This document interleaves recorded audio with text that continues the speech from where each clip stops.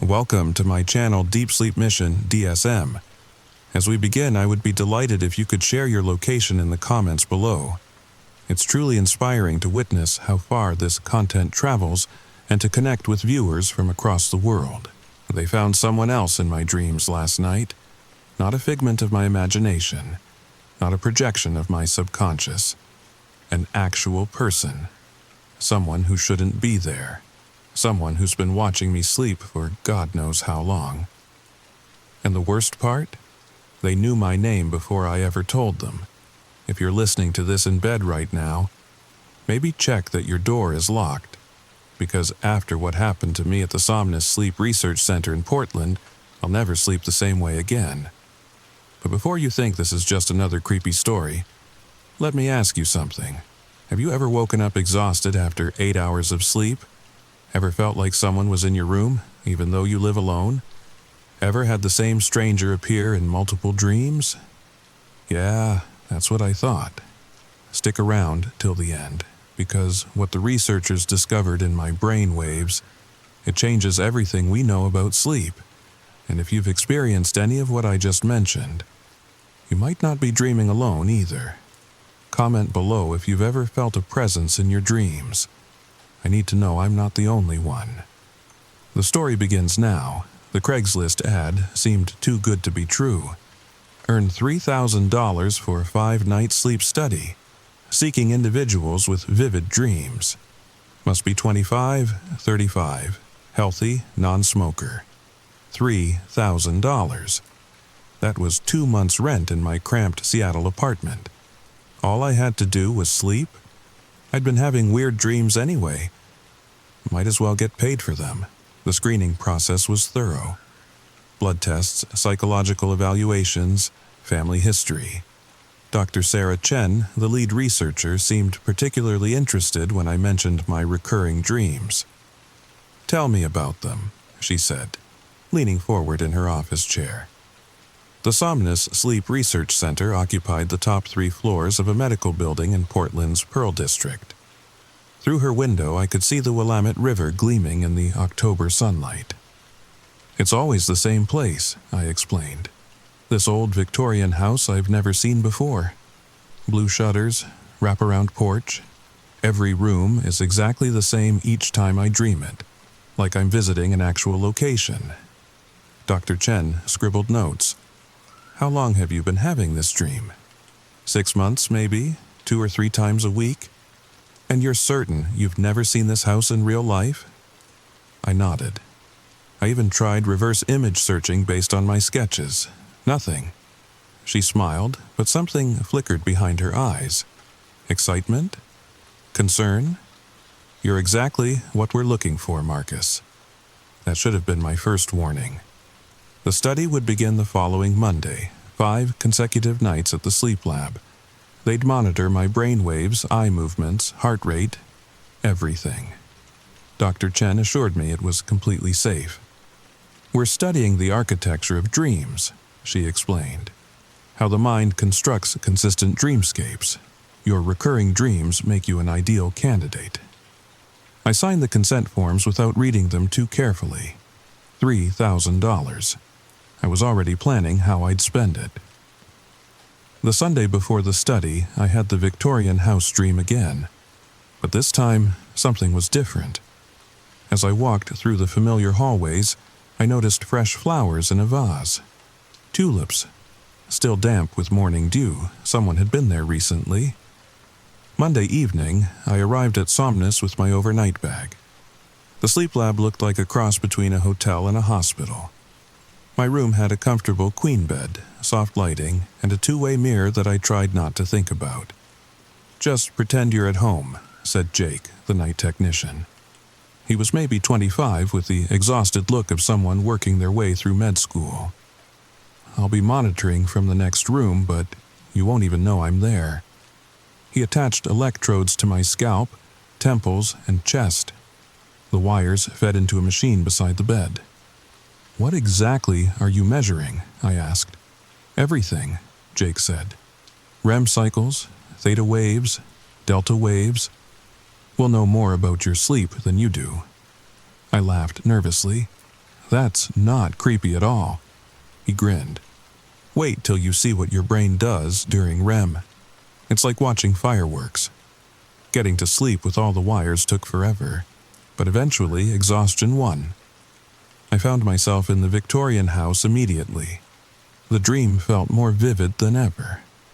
I could smell old wood and lavender, feel the Persian rug beneath my bare feet, hear the grandfather clock ticking in the parlor. But as I climbed the stairs, I noticed something new. A door at the end of the hallway, a door that had never been there before. My hand trembled as I reached for the doorknob. Marcus! I jolted awake. Jake stood beside my bed looking concerned. Sorry to wake you, he said, but your readings, they spiked dramatically. Heart rate hit 180. Are you okay? I was drenched in sweat. Yeah, just a weird dream.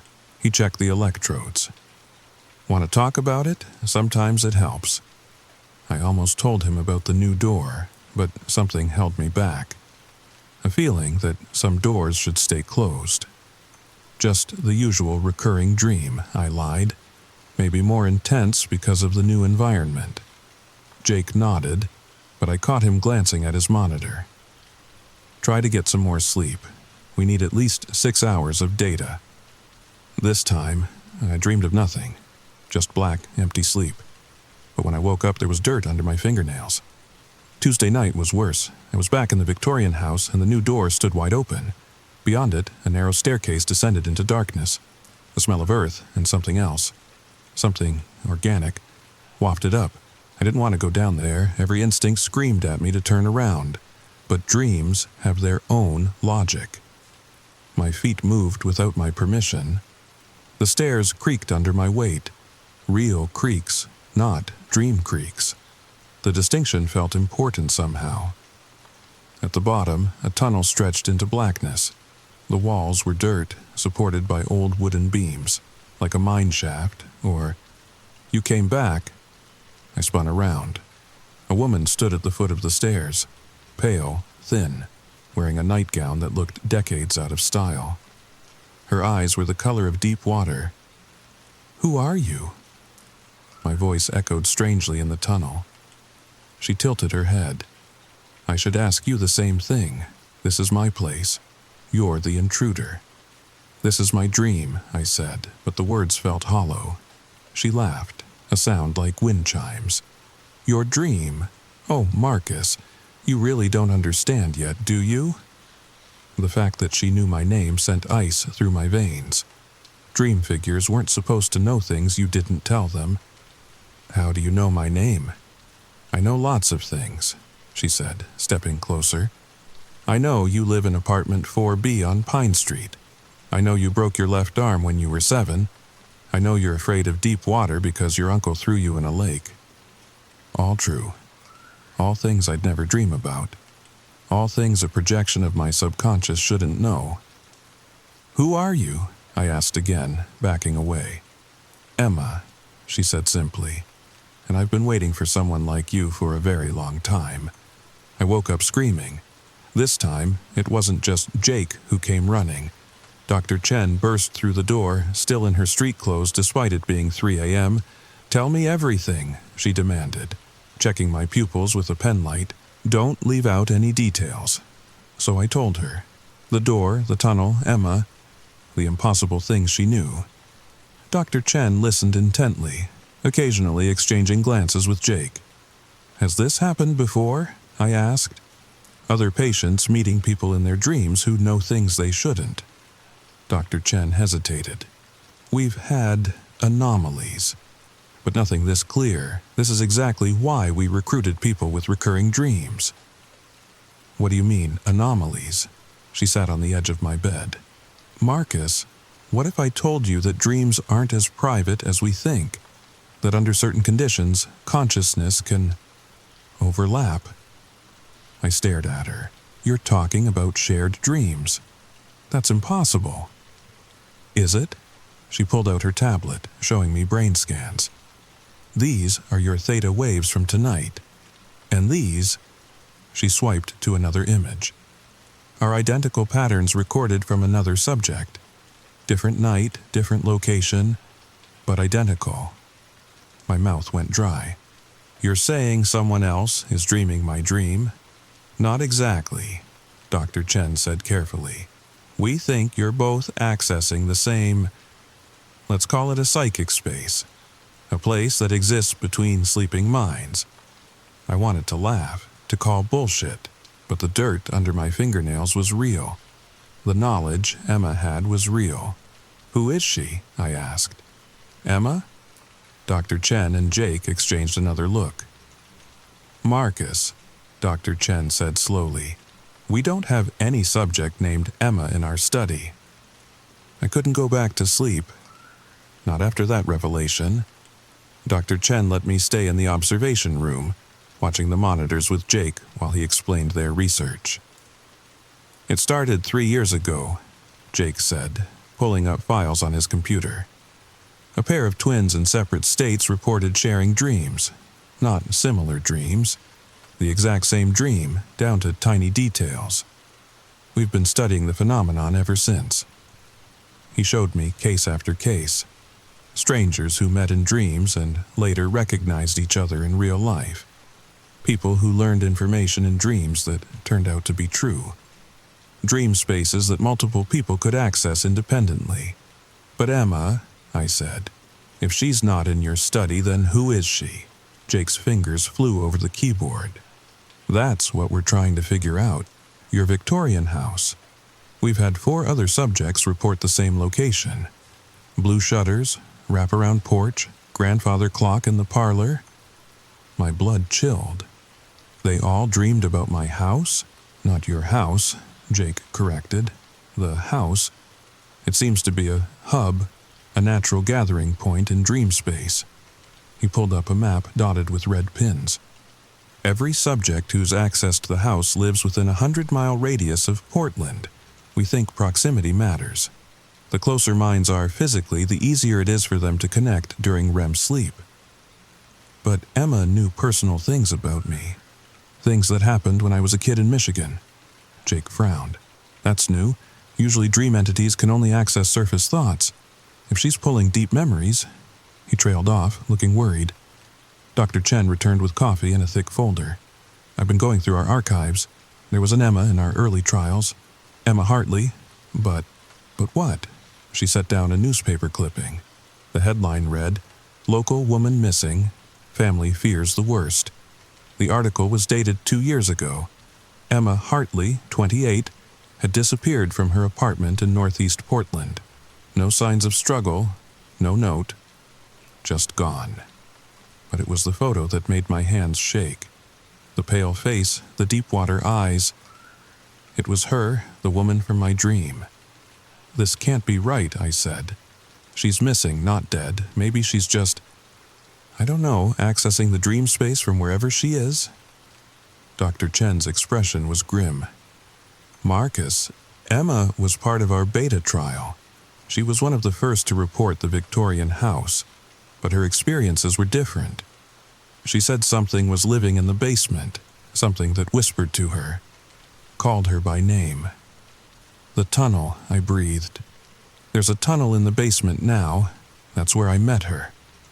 Jake pulled up Emma's file. Her brain scans showed increasing abnormalities over her 5-night study. By the final night, her theta waves were unlike anything they'd ever recorded. She became obsessed, Dr. Chen explained. Started sleeping 15, 18 hours a day. Said she needed to go back. That something was calling her. Her roommate reported she'd sleepwalk to the basement of their building, just standing there in the dark. And then she disappeared. Her roommate went to wake her one morning and the bed was empty. The window was locked from the inside. No sign of how she left. I thought about Emma in the tunnel. Her old-fashioned nightgown. The way she said she'd been waiting. You think she's trapped, I said. In the dream space. Dr. Chen nodded slowly. We terminated the beta trial after that. Spent 2 years refining our protocols. But if she's still there, if she's learned to navigate dream space without a physical body, Then what does she want with me? Neither of them answered, but I could see the fear in their eyes. Wednesday night, I refused to sleep. Sat up drinking coffee, watching late-night TV in the observation room. But eventually, exhaustion takes everyone. I dozed off around 4 a.m. and woke up in the Victorian house. You can't avoid me, Marcus. Emma stood in the parlor, translucent in the moonlight streaming through lace curtains. No one can stay awake forever. What do you want? She moved closer, and I noticed her feet didn't quite touch the floor. I want out. I've been here so long. Do you know what it's like, existing only when others dream? Fading when they wake? I'm sorry, I said, backing toward the door, but I don't know how to help you. Yes, you do. Her voice turned hard. You just have to let me in. Let you in where? She smiled, and her teeth were too sharp. Where do you think? I need a body, Marcus, a way back to the waking world, and you're going to give me yours. I ran, through the parlor, out the front door, into a night that shouldn't exist. But the Victorian house stood on an empty plain now. Nowhere to run, nowhere to hide. Emma followed, gliding across the grass. You can't escape. This is my domain now. I've had 2 years to learn its rules. The ground beneath my feet turned to quicksand. I sank to my knees, my waist struggling against the pull. Just let go, Emma whispered, reaching for my face. It won't hurt. You'll simply fade, like I did. And I'll wake up in your body, with your life, your memories. Her fingers were inches from my skin when I heard it. An alarm, piercing, electronic, cutting through the dream like a knife. Jake's voice. Marcus, wake up! Wake up now! I gasped awake to find Jake shaking me, Dr. Chen holding a syringe. Adrenaline, she explained, injecting it into my IV port. Your vitals flatlined for 30 seconds. We almost lost you. My hands were cold. So cold. And when I looked in the mirror, my eyes seemed darker, like deep water. We're pulling you from the study, Dr. Chen announced Thursday morning. It's too dangerous. But I surprised myself by refusing. No, I need to finish this. Marcus, she nearly killed you. Your brain can't distinguish between dream death and real death. If she succeeds, then we'll know for sure, won't we, I said. Whether consciousness can truly transfer between bodies. Whether dreams are more than electrical impulses. This is why you started this research. Dr. Chen looked torn. The scientist in her wanted data. The human in her wanted me safe. One more night, I negotiated. But this time, we do it differently. I want to know everything about Emma Hartley. Her history, her psychology, her patterns. If I'm going back in, I'm going prepared. They agreed, reluctantly. I spent Thursday reading Emma's files, watching recordings of her sessions, studying her brain scans. A pattern emerged.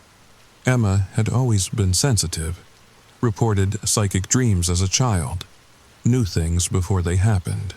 Her family thought she was gifted, special, but the dreams took a toll.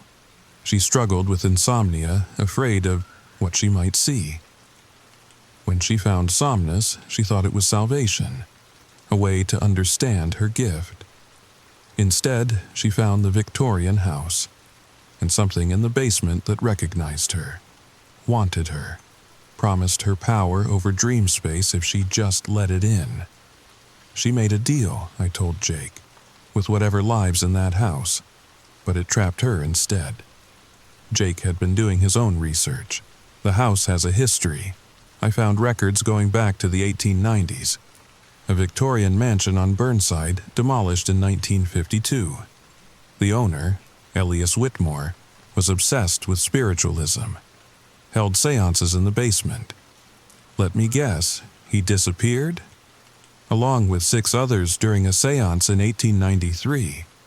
They were found 3 days later in the basement, catatonic. All died within a week, never waking up. The pieces clicked together.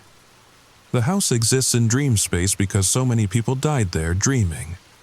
And Elias, he's still there, still recruiting. You think Emma's not the only one? I nodded. I think she's his latest recruiter, and I'm her target. Dr. Chen wanted to call off the study entirely, but I had a plan, a terrible, risky plan. If consciousness can transfer, I reasoned, then it works both ways. She wants my body, fine, but that means her essence has to leave the dream space, and when it does, you want to trap her, Jake breathed. In the transfer, not trap, free. If she's between spaces, neither here nor there, maybe she'll finally move on. Find peace. It was Thursday night, my last night in the lab. I'd either solve the mystery or become part of it. They hooked me up to twice as many monitors. Jake had a whole cocktail of drugs ready. Stimulants to pull me out if needed. Sedatives to keep me under if the transfer began. Remember, Dr. Chen said, you're not really in that house. It's just electrical patterns, shared hallucinations. You have power there too. I nodded, but we both knew she was trying to convince herself as much as me. Sleep came easier than expected. Maybe my body was eager to return, to finish what we'd started. The Victorian house waited, but it looked different. Older, paint peeling, windows cracked, like seeing it for what it really was. Emma stood on the porch, no longer translucent. She looked solid, real, desperate. You came back, she said, and I heard tears in her voice. I didn't think, I'm sorry, about last night. I'm so tired, Marcus. So tired of being nothing. I know, I said, climbing the porch steps. I read your file. What happened to you? It wasn't fair. She laughed bitterly. Fair? I was trying to help people to understand the gift I'd been given. Instead, I became a ghost story. A cautionary tale. Show me, I said. Show me what really happened. The house shifted around us. Suddenly, we were in the basement, but not the tunnel I'd seen. A finished basement with Persian rugs and velvet chairs arranged in a circle. Candles flickered on every surface. He came to me first in dreams, Emma said, her voice distant. Elias said I was special, that I could bridge worlds, help lost souls find peace. I believed him. The scene changed. The same basement, but now Emma sat in the circle with 6 others. I recognized them from Jake's research, the seance participants from 1893. He needed an anchor, Emma continued. Someone in the physical world to hold the door open. I volunteered, let him use my body as a conduit, but once he was in, the candles flared. The others in the circle convulsed, and through Emma's mouth came a voice that wasn't hers. Deep, ancient, hungry. He took them all, Emma whispered. Pulled their consciousness into dream space and left their bodies empty. Said he was building a kingdom where death had no meaning, where consciousness lived forever. But he kept you out, I guessed. Trapped between worlds. She nodded. I'm his recruiter now, finding sensitives, bringing them here. I've resisted for 2 years, but the hunger, Marcus, the hunger to be real again. The basement faded. We stood in a gray void. No house, no ground, just Emma and me, and the truth between us. I won't take your body, she said. I can't do to you what he did to me, but I can't keep existing like this either. Then let's end it, I said. Together. I explained my plan. It was dangerous for both of us, but Emma was past caring about danger. You know what the worst part is, she said as we prepared. I can feel them sometimes. The others he trapped, screaming in the dark, begging for release. At least I have visitors, they have nothing. We joined hands.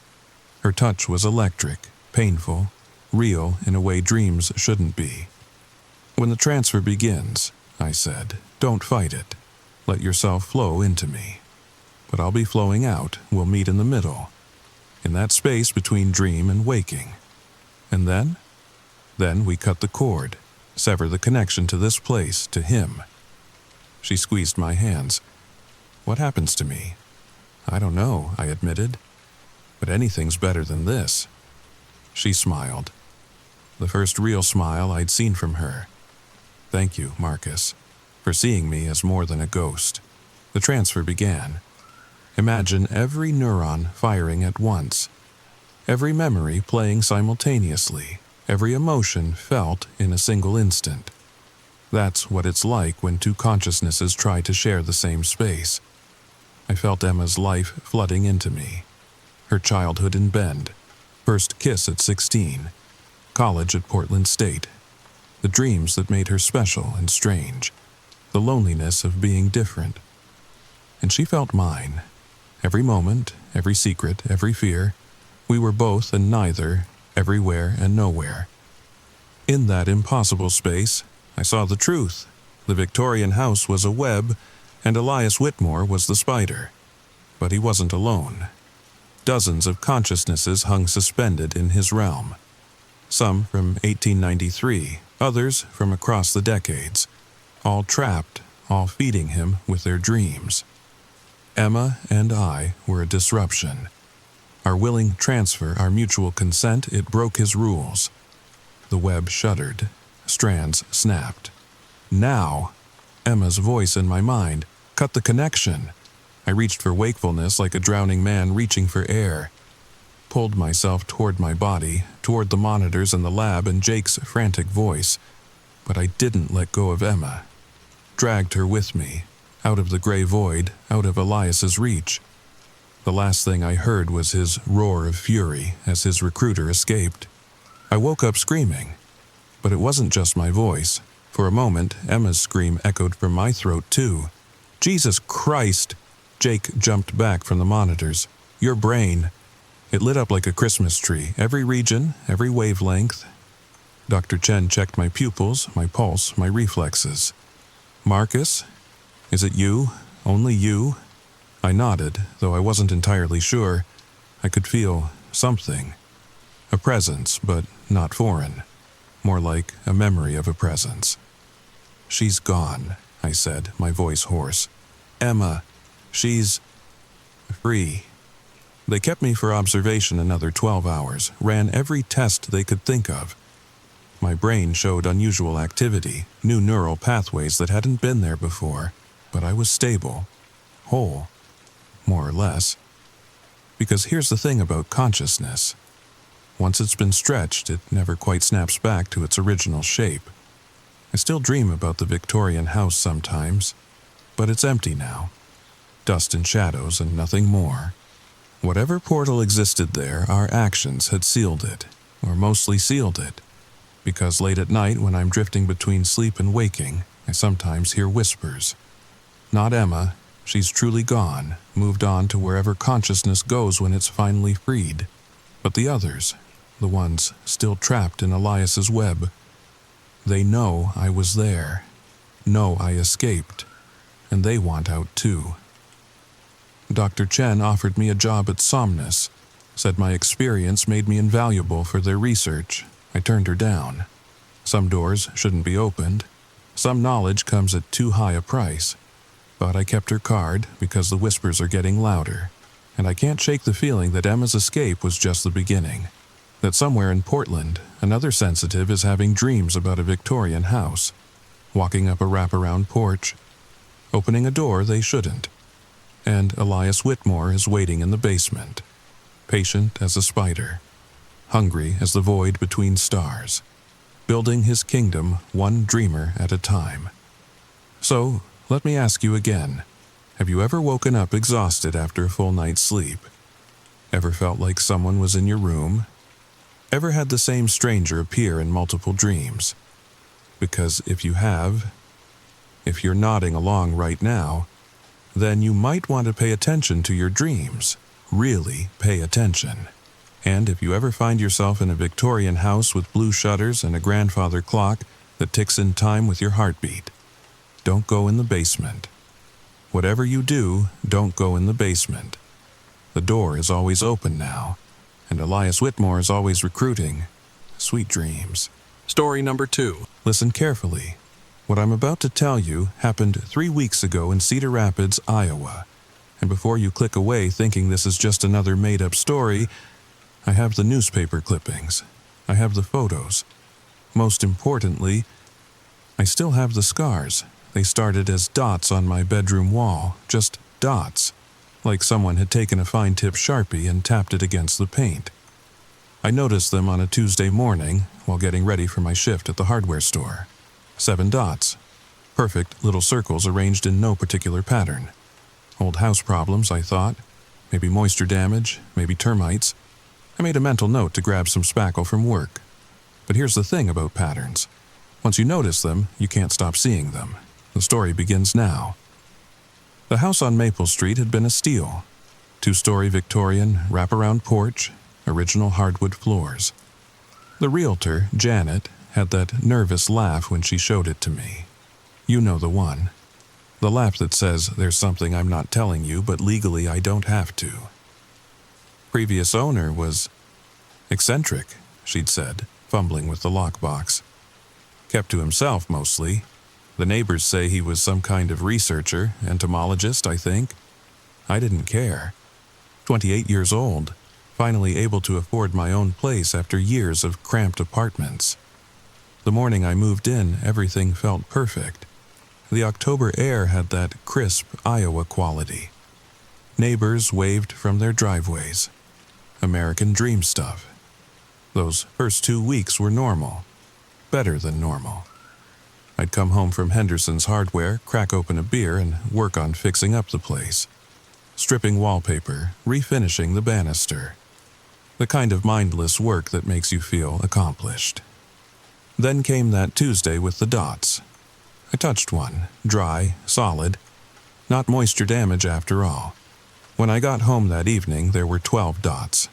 Still random, still meaningless. Wednesday morning, 23 dots. Here's where it gets strange. And I mean strange in that way where your brain tries to rationalize everything because the alternative is accepting that something's wrong. Really wrong. I was staring at these dots, coffee mug in hand, when they moved. Not all at once, just a shifting. Like when you're not quite looking directly at something and it seems to shimmer in your peripheral vision. But I was looking right at them. The dots weren't dots, they were insects.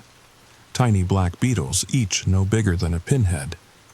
They'd been so still, so perfectly positioned, that they looked like marks on the wall.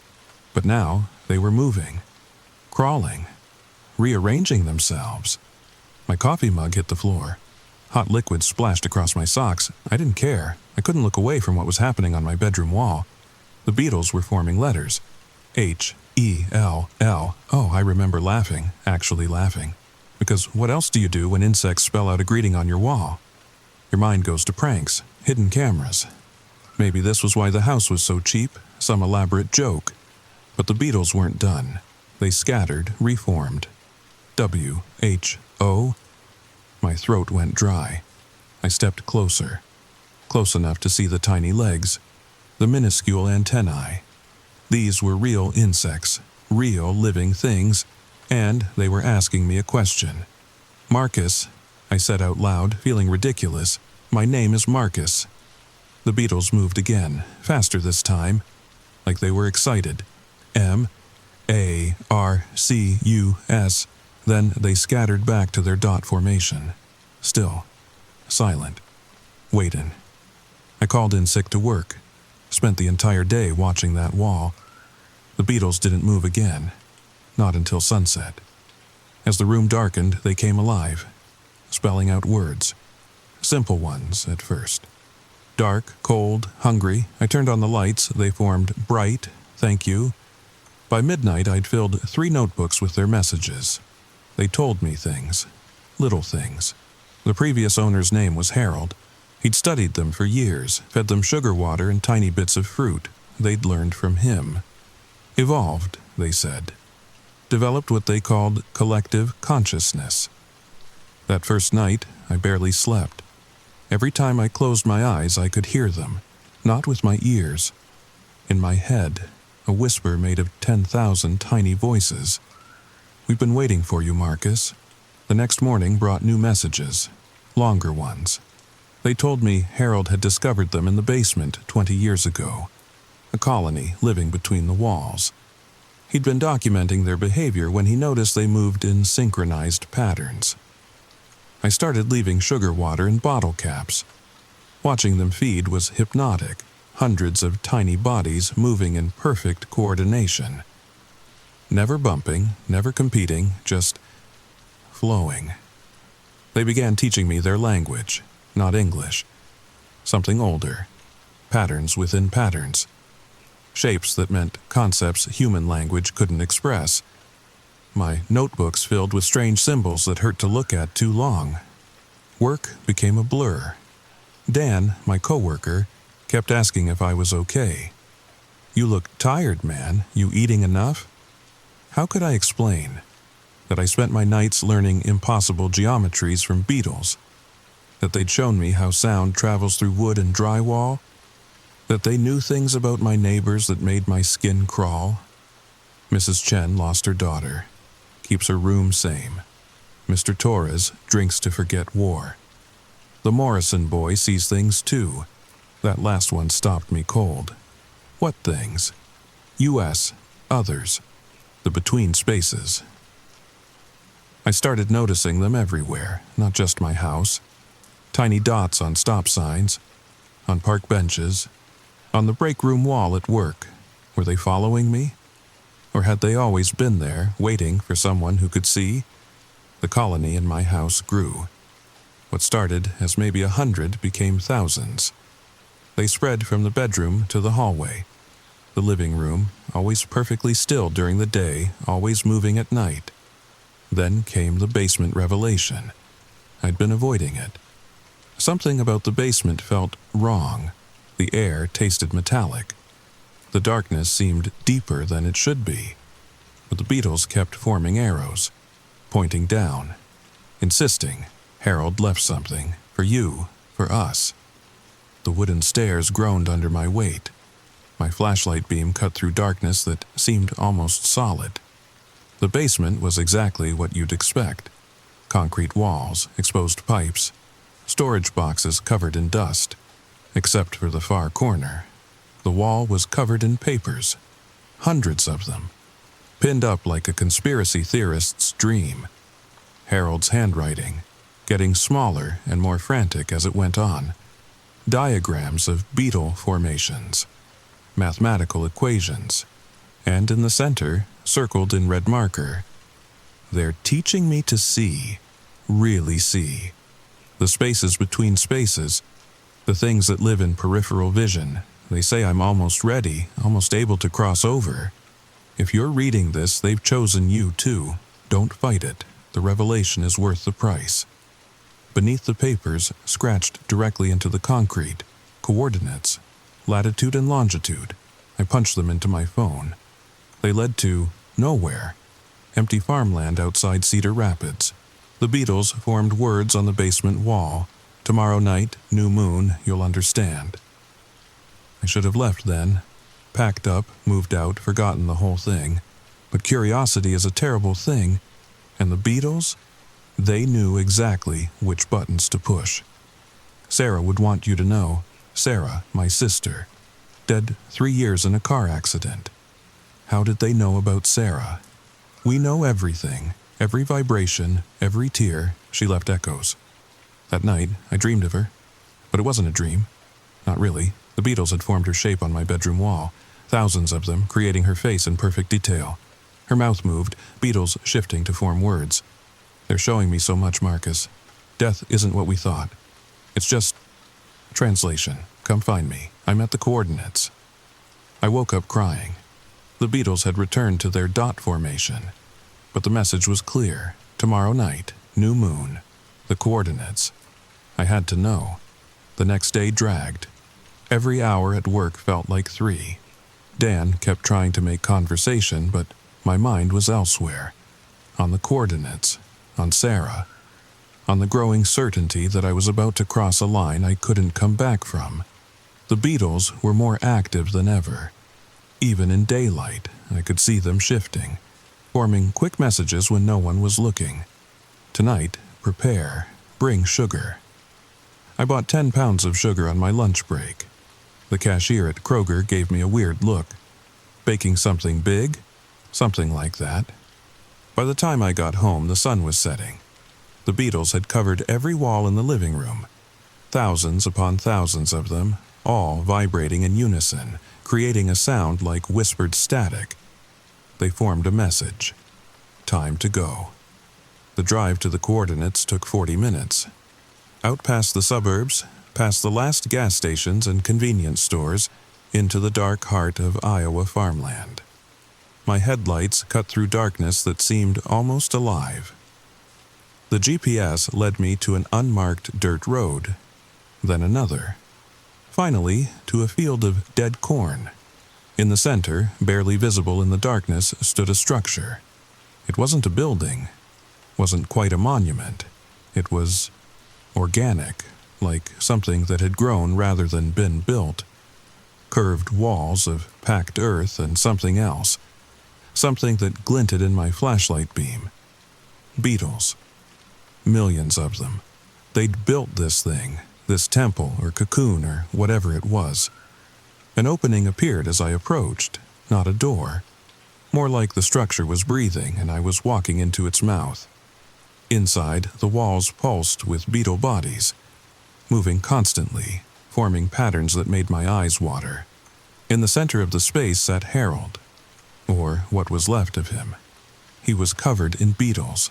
They moved in and out of him like he was made of earth. His eyes were gone, replaced by swirling masses of insects. When he spoke, it was with 10,000 tiny voices. "Marcus, you came, just like Sarah said you would."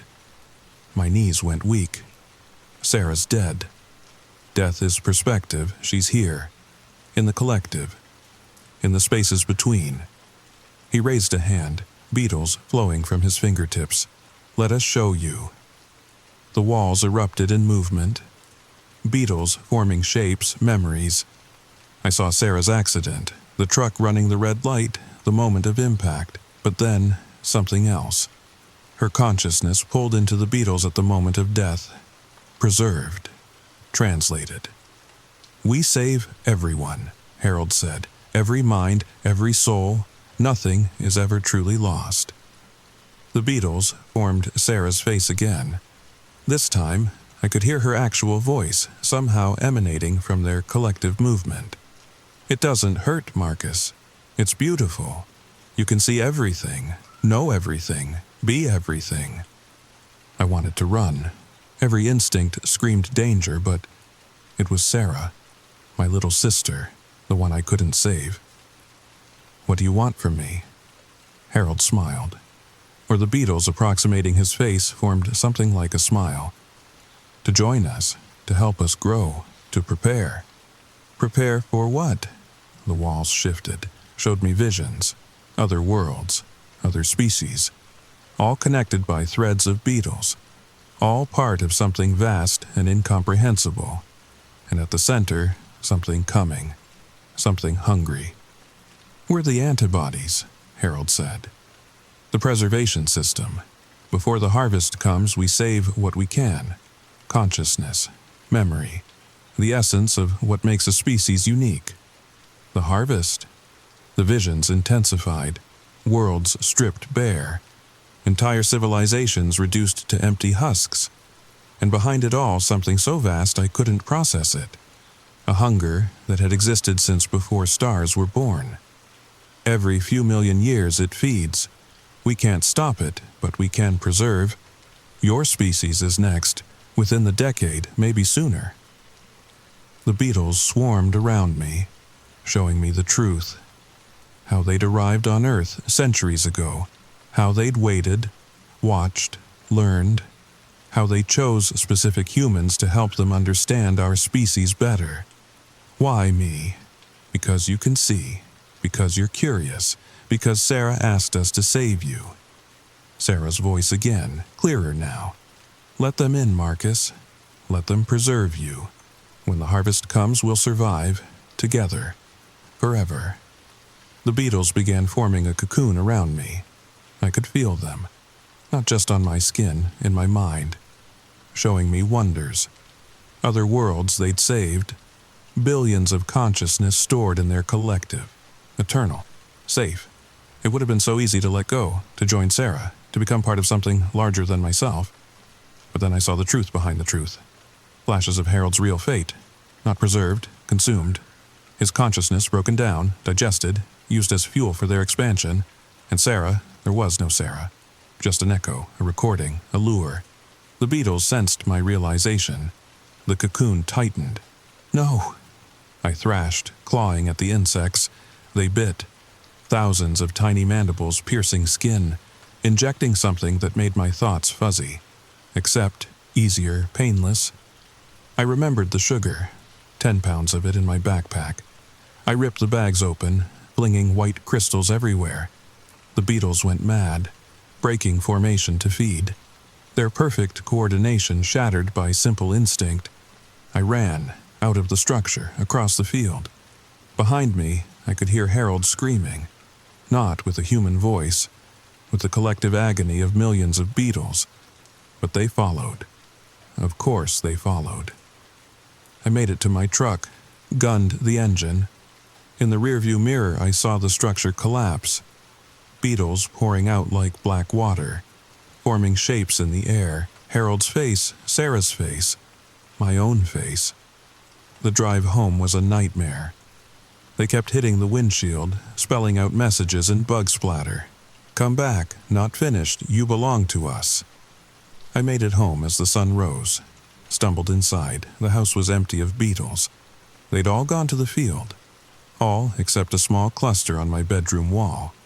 They formed 2 words. Too late. That's when I noticed the bites. Hundreds of them, already healing. But leaving something behind, tiny black dots under the skin, moving dots. They were inside me now.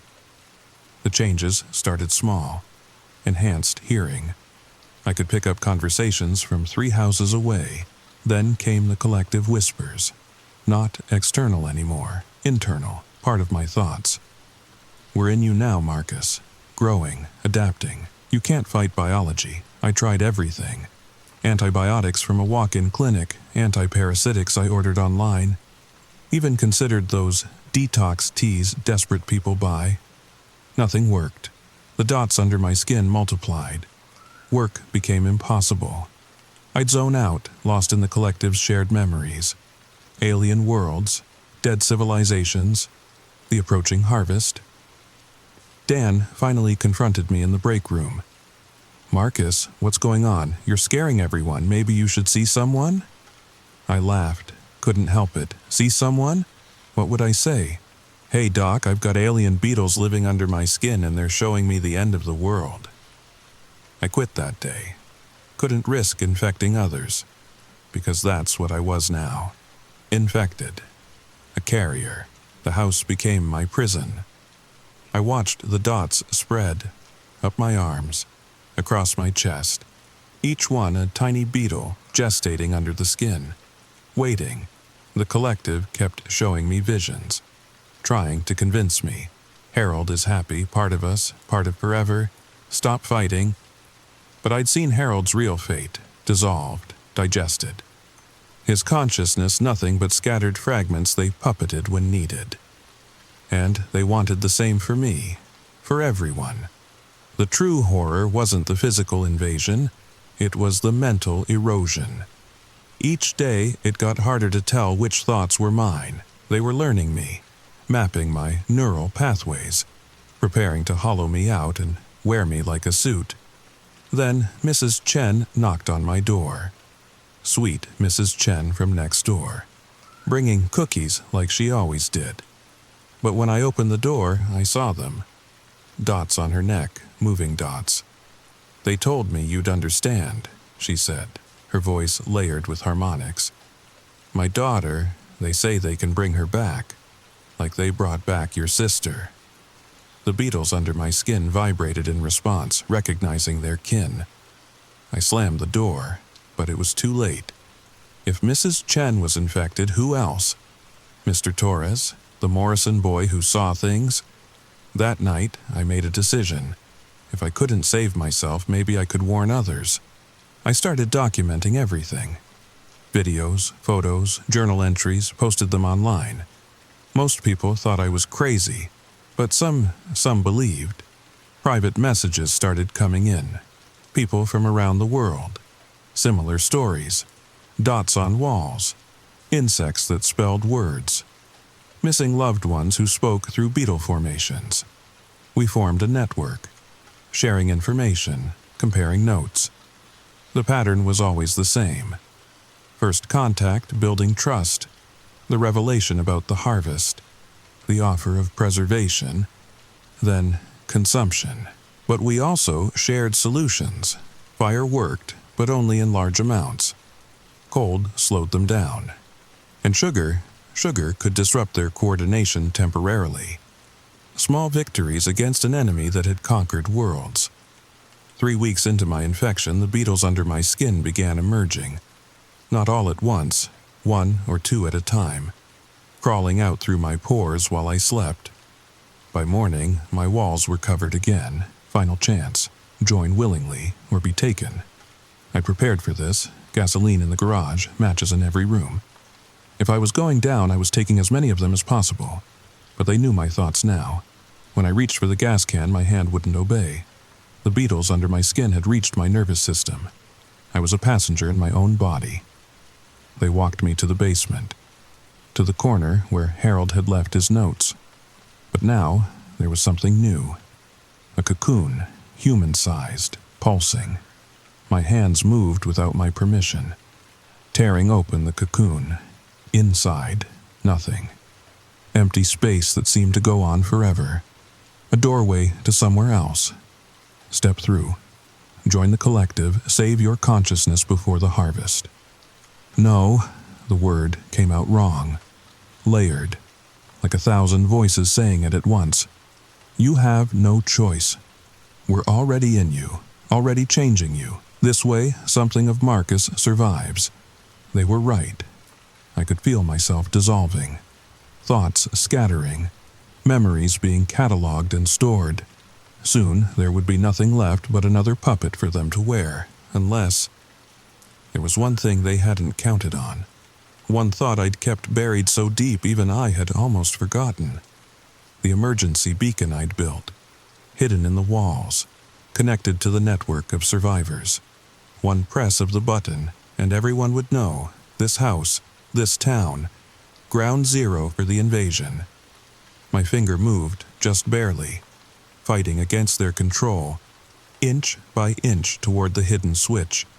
The beetles realized too late. They swarmed, trying to stop me. But my finger found the button, pressed it. Somewhere, alarms were going off. Messages being sent. People who knew what to look for converging on Cedar Rapids. Maybe they'd be too late for me. But maybe not for everyone else. The collective scream of rage was deafening. They poured out of the walls, out of my skin, forming a tornado of bodies around me. But I laughed, actually laughed, because in their rage, they'd made a mistake. They'd pulled back their control to punish me. And in that moment of freedom, I reached for the matches. Fire is beautiful when you're made of beetles. I became a human torch. The beetles under my skin tried to flee, cooking in the heat.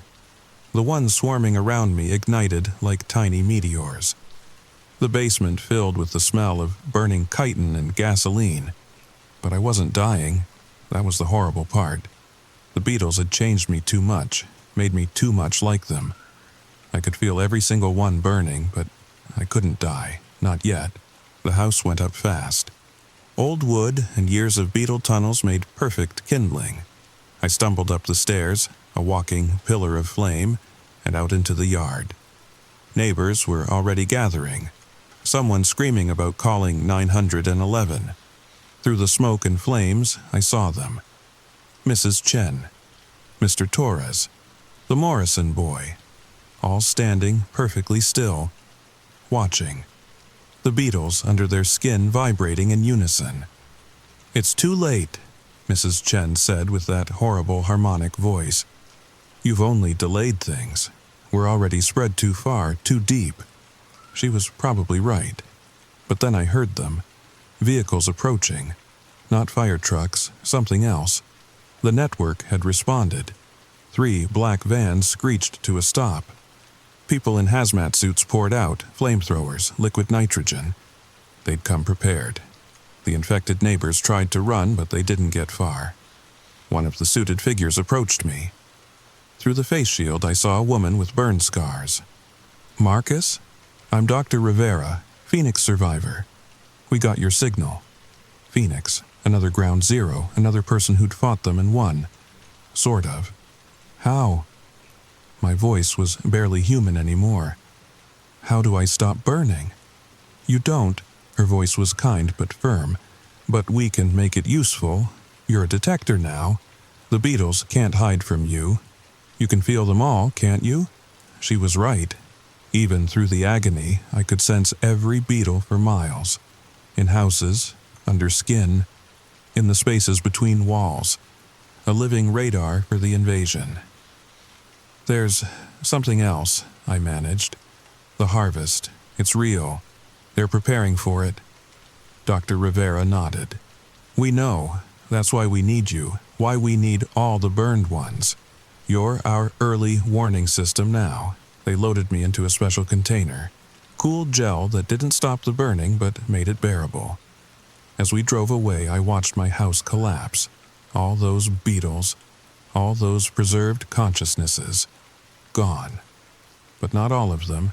In my mind, I could still hear the collective. Fainter now, but still there.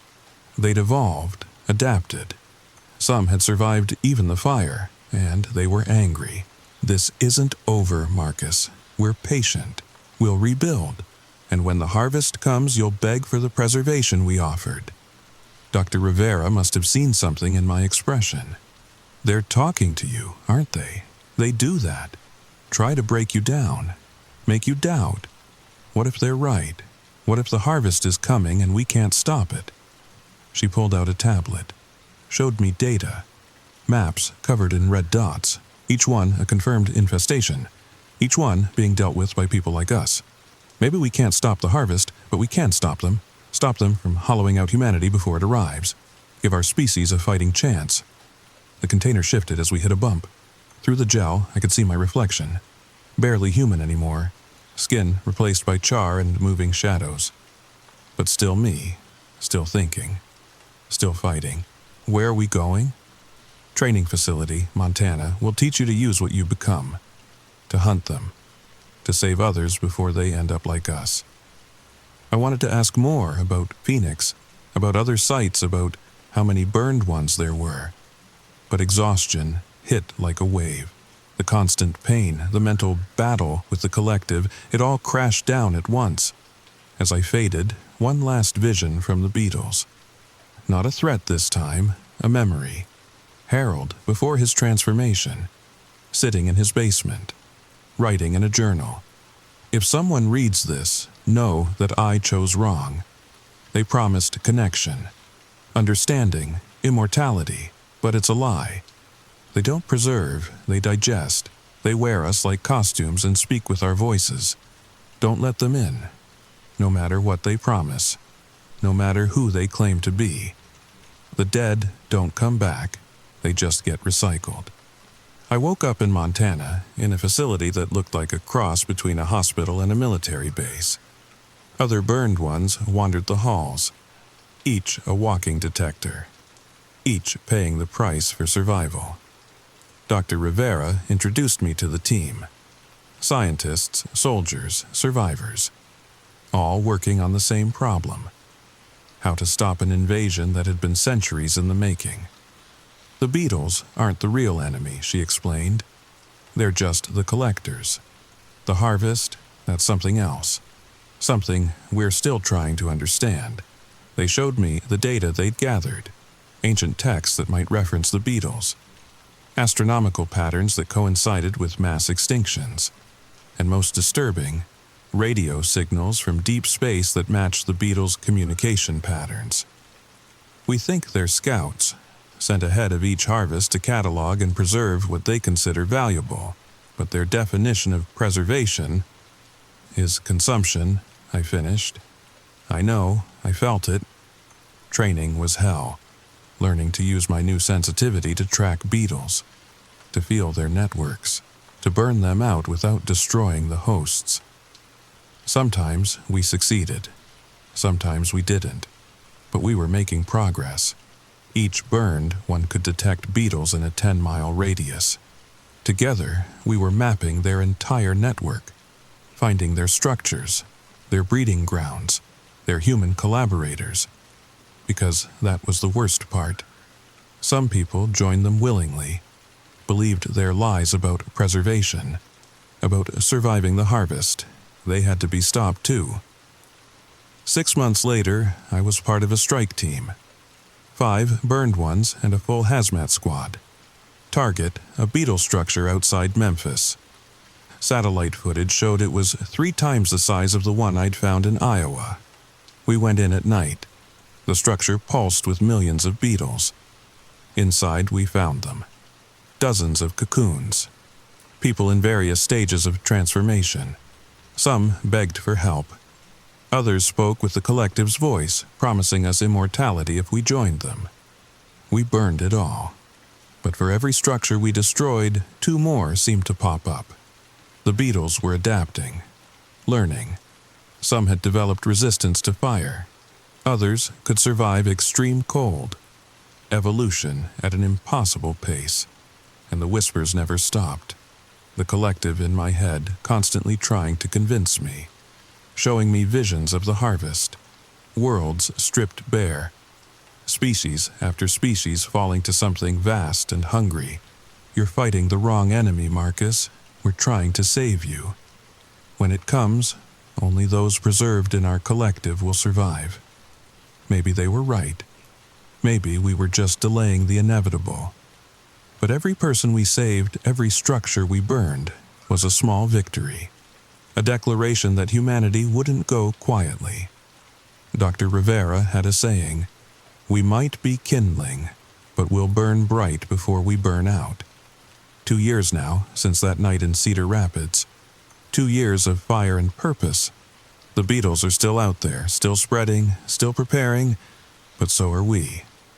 And sometimes, in the quiet moments between missions, I think about Harold's final message, about choices, about lies dressed as salvation. The harvest is coming. The beetles might be right about that, but they're wrong about one thing. The dead don't come back. They just get recycled, and I'd rather burn than be recycled. So, if you see dots on your wall, if insects start spelling out words, if they promise you connection, understanding, immortality, remember this story. Remember Marcus from Cedar Rapids, who thought he was just buying a cheap house. Run, fight, burn if you have to, but don't let them in, because once they're in, there's only one way out. And trust me, you don't want to be detecting beetles for the rest of your life, however long that might be. The collective is whispering again, showing me something new, more structures, more cocoons, more people choosing preservation over resistance. Time for another mission, another fire, another small victory against the coming dark. We might be kindling, but we'll burn bright. We'll burn bright before we burn out. Did you make it this far? Good. That means you're paying attention. That means you might be one of the ones who can see them before it's too late. Check your walls. Check your skin. Check the spaces between. And if you find them, you know what to do. The story ends here. But the beetles never end. They're watching, waiting, spelling out their promises. Don't believe them. Don't ever believe them. And please, if this story kept you awake, if it made you check your walls, share it. Not for views, not for likes, but because someone out there might need to hear it, might need the warning. The dots are spreading, the whispers are getting louder. And the harvest is coming. Leave a comment. Tell me what you've seen. Tell me if you've noticed the patterns. Or tell me I'm crazy, that's fine too. Just check your walls first, check your walls, and a story. Story number 3. They say curiosity killed the cat, but satisfaction brought it back. What they don't tell you is, sometimes it brings back something else with it. My name is Tyler. And 3 weeks ago I did something incredibly stupid. I went looking for a place that wasn't supposed to exist. A place locals in Centralia, Pennsylvania, whispered about but never dared to visit after dark. They called it the Gates of Hell, and I laughed at their superstitions. I'm not laughing anymore. Before I tell you what happened, I need you to understand something. What followed me home isn't gone. It's still here, watching, waiting. And the worst part, I think it's getting stronger. So if you're listening to this late at night, alone in your bed, you might want to turn on a light. Trust me on this one. The story begins now. It started with a Reddit post. I was scrolling through Irish abandoned places at 2 a.m. You know how it is. One click leads to another, and suddenly you're deep in some rabbit hole about places that shouldn't exist. The post was simple. Anyone else heard about the real gates of hell in PA? Not the tourist trap, the other one. Most comments called it fake, urban legend stuff, but one user, deleted account now, had posted coordinates, just numbers, no explanation. Something about those coordinates. They felt wrong. Like looking at them made my screen flicker. Or maybe that was just my tired eyes playing tricks. I should have scrolled past, should have gone to bed, but I'd just been laid off from my job at the tech startup. Sarah had moved out 2 weeks prior, and I had nothing but time and a need to feel something. Anything. The drive from Philadelphia took 3 hours. 3 hours of watching the city lights fade into darkness.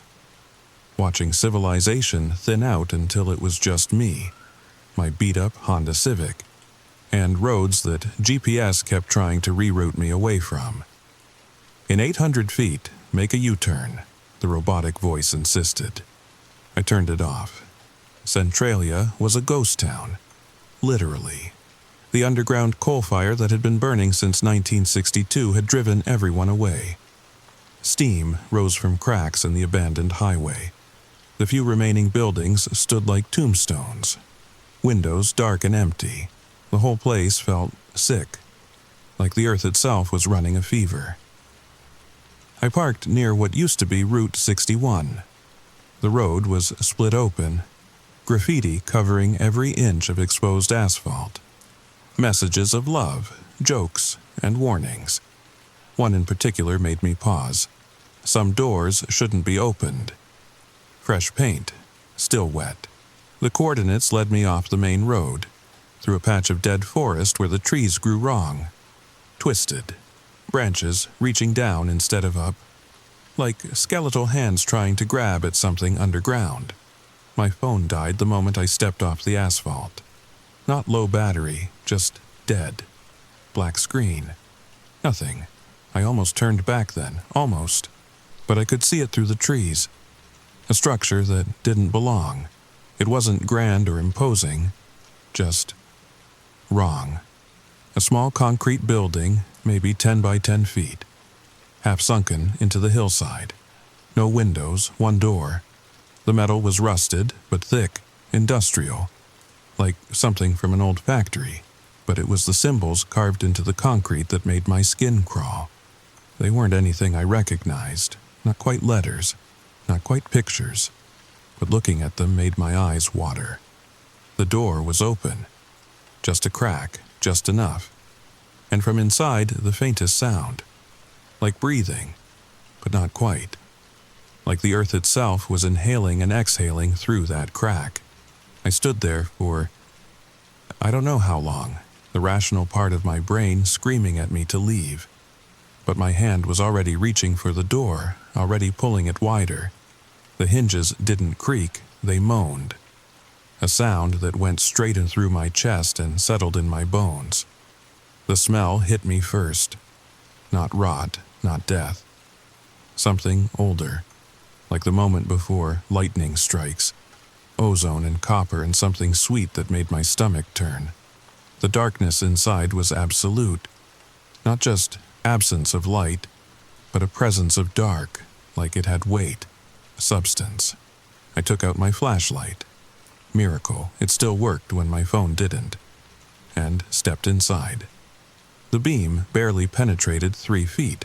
The walls were covered in more symbols, carved deep, some still bleeding a dark substance that wasn't quite water, wasn't quite oil. The floor sloped down, becoming stairs that descended into perfect blackness. Each step was worn smooth, like thousands of feet had walked this path before me. I counted the steps as I went down, a habit from childhood, something to keep my mind occupied, to keep me from thinking about how the air was getting thicker, how my flashlight was dimming with each step. 23 steps, then a landing, then 23 more, then another landing, always 23. By the 5th landing, I couldn't see the entrance anymore, couldn't even see the stairs behind me. Just the next step down, always just the next step.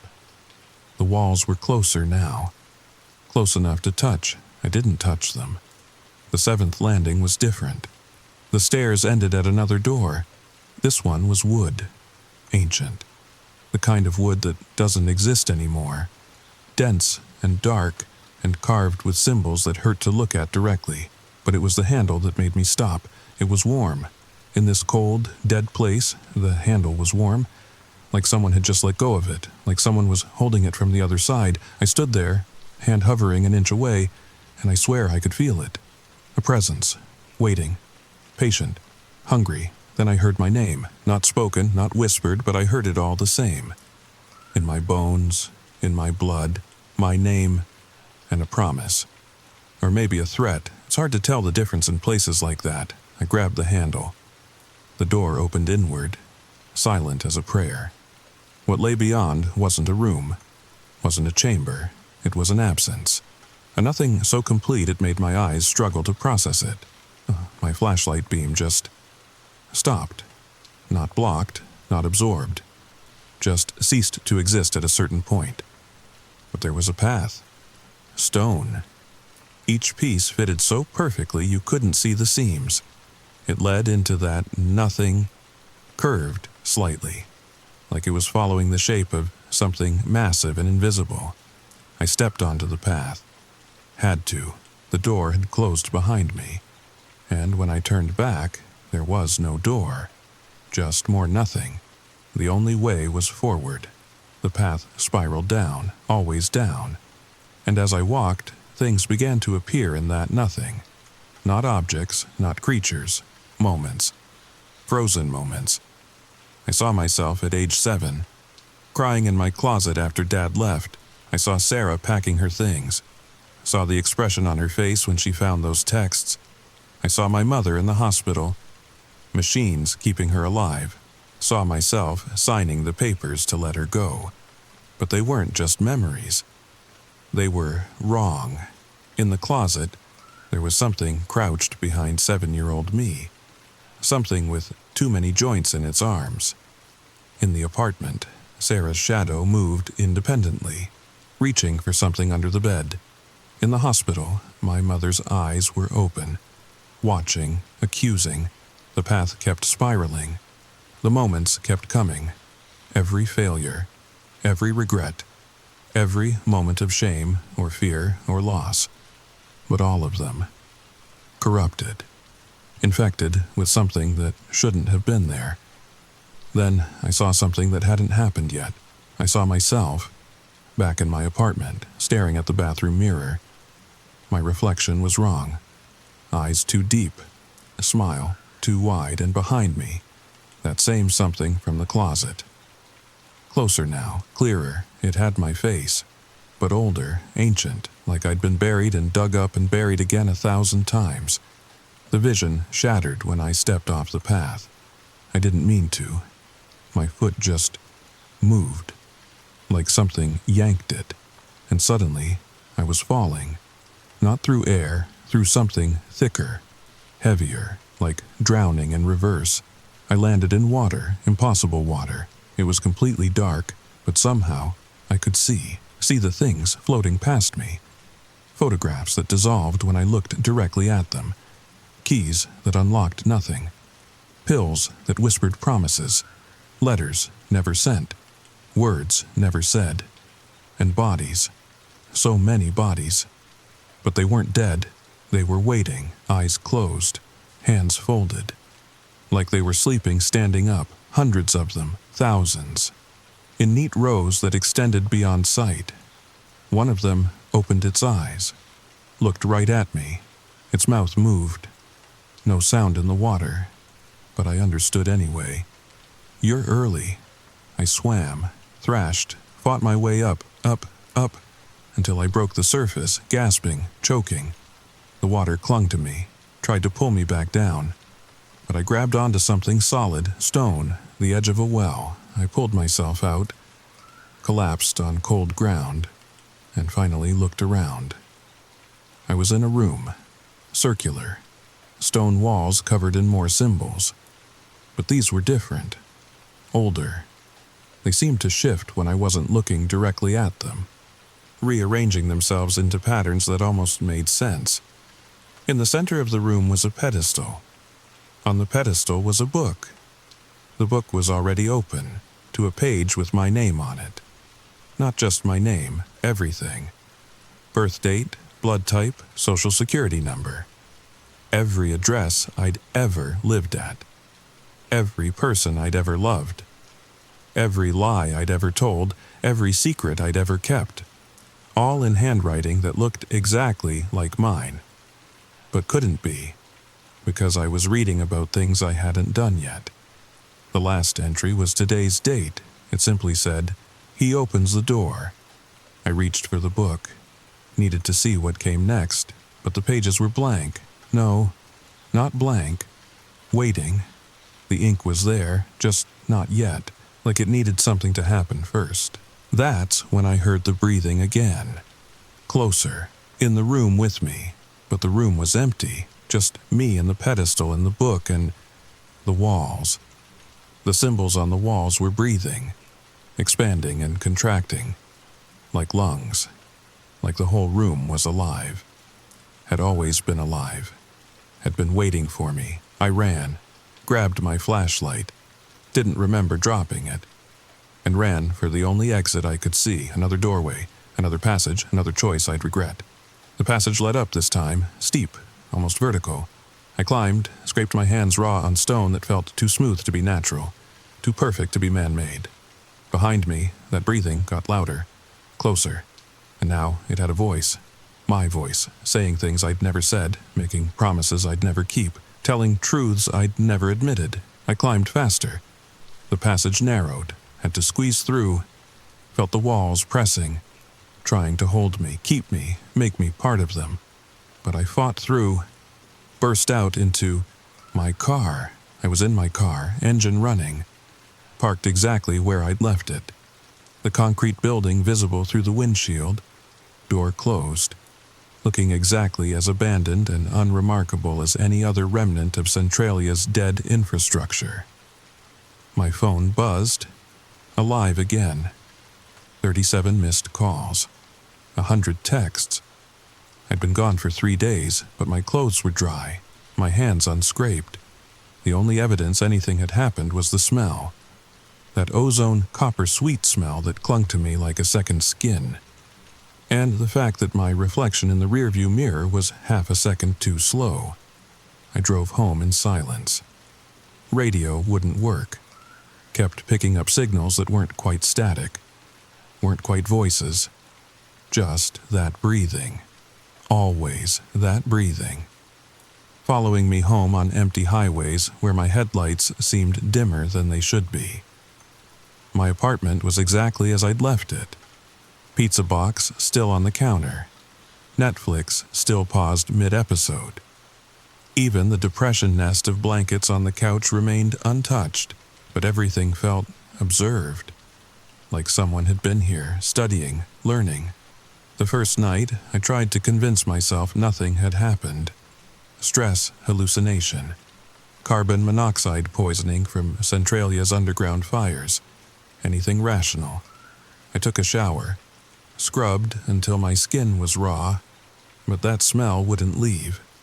Ordered Chinese food, watched mindless TV. Pretended my reflection wasn't still lagging. The second night, the walls started breathing, just in my peripheral vision at first. A subtle expansion and contraction, like the apartment had developed lungs. When I looked directly, nothing, just normal walls. But the moment I turned away, there it was again. That slow, patient rhythm. The third night, I saw it in the mirror. I was brushing my teeth, fighting off another sleepless night, when my reflection stopped copying me. Just stopped. Stood there, smiled with too many teeth. Then it leaned forward, pressed its hand against the glass from the inside, and wrote something in the fog of its breath. "You brought me home." I shattered the mirror with my fist. 7 years' bad luck seemed like the least of my problems. But in every shard, in every broken piece, that thing was still there. Watching from a dozen fractured angles. Waiting. I stopped using mirrors after that, covered them, avoided them. But you'd be surprised how many reflective surfaces exist in modern life. Windows, phone screens, puddles, the side of a toaster. Even the curve of a spoon became dangerous territory. It wasn't just my reflection anymore. It was in other people's too. The barista at the coffee shop. Her reflection kept serving customers that weren't there. The guy at the gas station. His reflection was having a completely different conversation with someone I couldn't see. Nobody else noticed. Nobody else saw their doubles living independent lives just beneath the surface of every reflection. Then the sleep paralysis started. I'd wake up, unable to move, and it would be standing at the foot of my bed. My reflection, free from its mirrors. But wrong. Joints bending in directions that made my eyes hurt. Skin that looked like it had been taken off and put back on by someone who'd only heard descriptions of human bodies. And always, breathing with lungs that weren't quite where lungs should be. It would stand there, watching, learning. Sometimes it would try to speak, but the words came out backwards, inside out, like it was still figuring out how mouths worked. One night, it touched me, just a finger on my ankle. Cold. So cold it burned. Left a mark that looked like frostbite in the shape of a perfect fingerprint. My fingerprint. But older. Like it had been pressed there years ago and was only now showing up. That's when I started researching. Deep diving into forums that made Reddit look mainstream. Sites that only existed between 3 and 4 a.m. Places where people whispered about things that followed them home, things that wore their faces, things that had been waiting. I found others, dozens of them, all with the same story, different locations. The coordinates were never the same twice, but always an abandoned building. Always symbols that hurt to look at, always a descent, always a book with their name, and always something that came back with them. The pattern was consistent. First the reflections, then the touching, then they stopped posting. I tracked down one of them, Maria from Tucson, posted frantically for 3 weeks about her mirror self, then nothing. Her apartment had been empty for 2 months when I called. Landlord said she'd just left. Middle of the night, didn't take anything. Security footage showed her walking out at 3:33 a.m., but in the last frame, just before she moved out of camera range, there were 2 shadows. I knew I was running out of time. The touches were getting bolder. It had learned to open doors. I'd wake up to find it standing in my kitchen, trying to cook with movements that were almost right, almost human, but it held the knife wrong. Cracked eggs with too much force. Smiled at the refrigerator like it was telling jokes. That's when I made my second mistake. I went back. The coordinates had changed. Of course they had. The building was gone, just a patch of scorched earth where it used to be, but I could feel it. That pull, that invitation. The real entrance was 3 miles north, hidden in a drainage tunnel that shouldn't have existed. This time, I came prepared. Salt, iron filings. every protection charm Reddit had ever suggested. Funny how desperation makes believers of us all. The tunnel led to the same stairs, the same 23 steps, the same doors. But this time, I wasn't alone. I could hear others descending, feel their footsteps matching mine, all of us drawn back, all of us seeking answers. The room with the book was crowded now, a dozen people, maybe more, all staring at their own pages, all reading their own futures, all looking for the part where it ends. But our pages weren't blank anymore. Mine showed everything, the next 7 days in perfect detail. How it would slowly replace me, how it would learn my mannerisms, my passwords, my routines, how it would call my friends with my voice, show up to job interviews I never scheduled, live a life that was almost mine but better, more successful, more confident, more human than I'd ever been. And on the 7th day, we would switch places, permanently. I'd become the reflection, trapped in mirrors and windows and puddles, watching it live my life, watching it do everything right that I'd done wrong. And nobody would know, nobody would care, because it would be a better me than I ever was. The woman next to me started sobbing. Her page showed 3 days. The man across from me had already started to fade, becoming translucent, his reflection somewhere above us living his last hours. That's when I understood. We hadn't found this place. It had found us, marked us, all of us who were already disappearing, already fading, already so disconnected from our own lives that replacement would be an improvement. The book knew our names because we'd already written ourselves out of our own stories. But I did something the book didn't predict, something that wasn't written on any page. I tore mine out, the room convulsed, the walls screamed, the breathing became a hurricane. And every reflection, every waiting double, materialized at once. Dozens of us facing dozens of them, all wrong, all hungry, all reaching. In the chaos, I ran, clutching that page like a lifeline, up the stairs that tried to multiply, through passages that attempted to loop back on themselves, past doors that opened onto memories I'd forgotten. Others ran too. Some made it. Most didn't. I heard them being caught. Heard the moment their breathing synced with their doubles. Heard the silence that followed. I burst out into daylight, real daylight, harsh and bright and beautiful. 3 others made it out with me. We didn't speak, didn't exchange numbers, just fled in different directions, each carrying our torn pages, each knowing we'd only bought time. That was 2 weeks ago. My reflection still lags, still watches, still waits, but it can't touch me anymore. Can't replace what isn't written. I exist in the spaces between moments now, in the gap between what was and what should be. But here's the thing that keeps me up at night, the thing that made me record this story. The page is starting to rewrite itself, new words appearing each day, filling in the blanks, continuing a story I tried to end, and I can feel it getting stronger, feel myself getting weaker, feel the pull to go back, to return the page, to accept what's written. Because maybe that's the real horror. Not that something wants to replace us, but that deep down, in the places we don't talk about, in the 3 a.m. thoughts we try to drink away, we want to be replaced.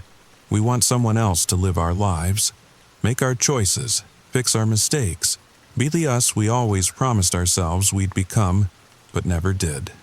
The gates of hell aren't a place. They're a service, and business is booming. So if you're listening to this, lying in bed, wondering why your reflection seems a little off lately, wondering why mirrors make you uncomfortable, wondering why you feel like you're being watched, check your story. Make sure you're still the one writing it. Because once that door opens, once you descend those stairs, once you read your name in that book, the only question is how long before you want to switch. My page is almost full now. The words are writing themselves faster than I can read them. And the worst part? The absolute worst part? They're better than anything I could have written myself. Listen, before I go, before this ends, I need you to do something. Check your mirror. Right now, look at your reflection. Really, look. Is it matching you perfectly, or is there a delay? Just a fraction of a second. Just enough to notice if you're paying attention, because if there is, if you're seeing that lag, then you've already been marked, you've already been chosen. And somewhere, in a place that shouldn't exist, a book is already open to your page. The only question now is, what's your story going to say? Comment below if you checked your mirror. Tell me what you saw. Tell me I'm not alone in this, and whatever you do, whatever you think you need to do, don't go looking for those coordinates. Some doors are meant to stay closed, some stories are better left unwritten, and some reflections should never be set free. Sweet dreams. Story number 4. The first time I noticed something was wrong, I was staring at a photo of my 10th birthday party. Mom had framed it and hung it in the hallway, right between the bathroom and my old bedroom. I remember passing it every morning for years. Chocolate cake, red balloons, my gap-toothed smile. But that morning, something felt off. The cake was vanilla, the balloons were blue, and I wasn't smiling. I blinked hard, rubbed my eyes. When I looked again, everything was back to normal. Chocolate cake, red balloons, that stupid grin I always made for pictures back then. Stress, I told myself, just stress from the move. But here's the thing about memories. They're supposed to stay put. They're supposed to be these fixed points we can return to, like old photographs that never change. At least, that's what I used to believe. If you're listening to this right now, lying in bed, maybe with the lights off, I need you to do something for me. Think of your strongest memory, your clearest one. Got it? Good. Now, how sure are you that it happened exactly the way you remember?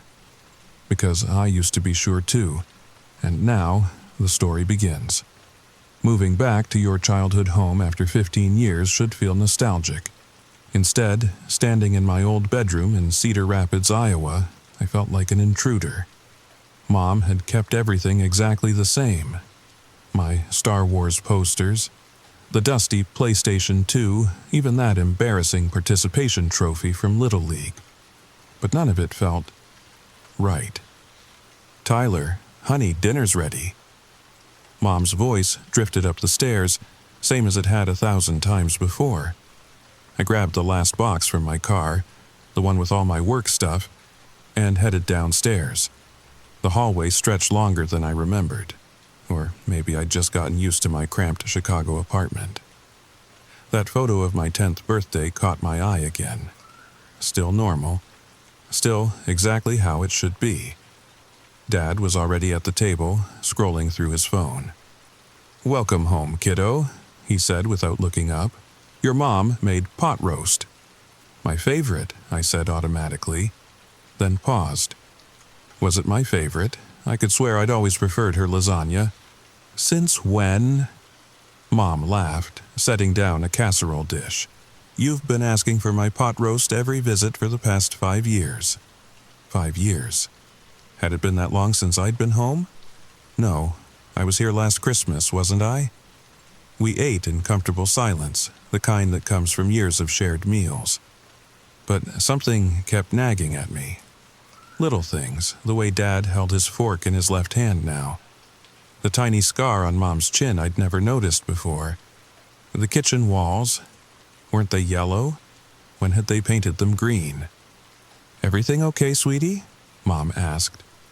"You keep staring at the walls." "Yeah, just, when did you repaint?" She exchanged a glance with Dad. "We haven't touched this kitchen since we moved in.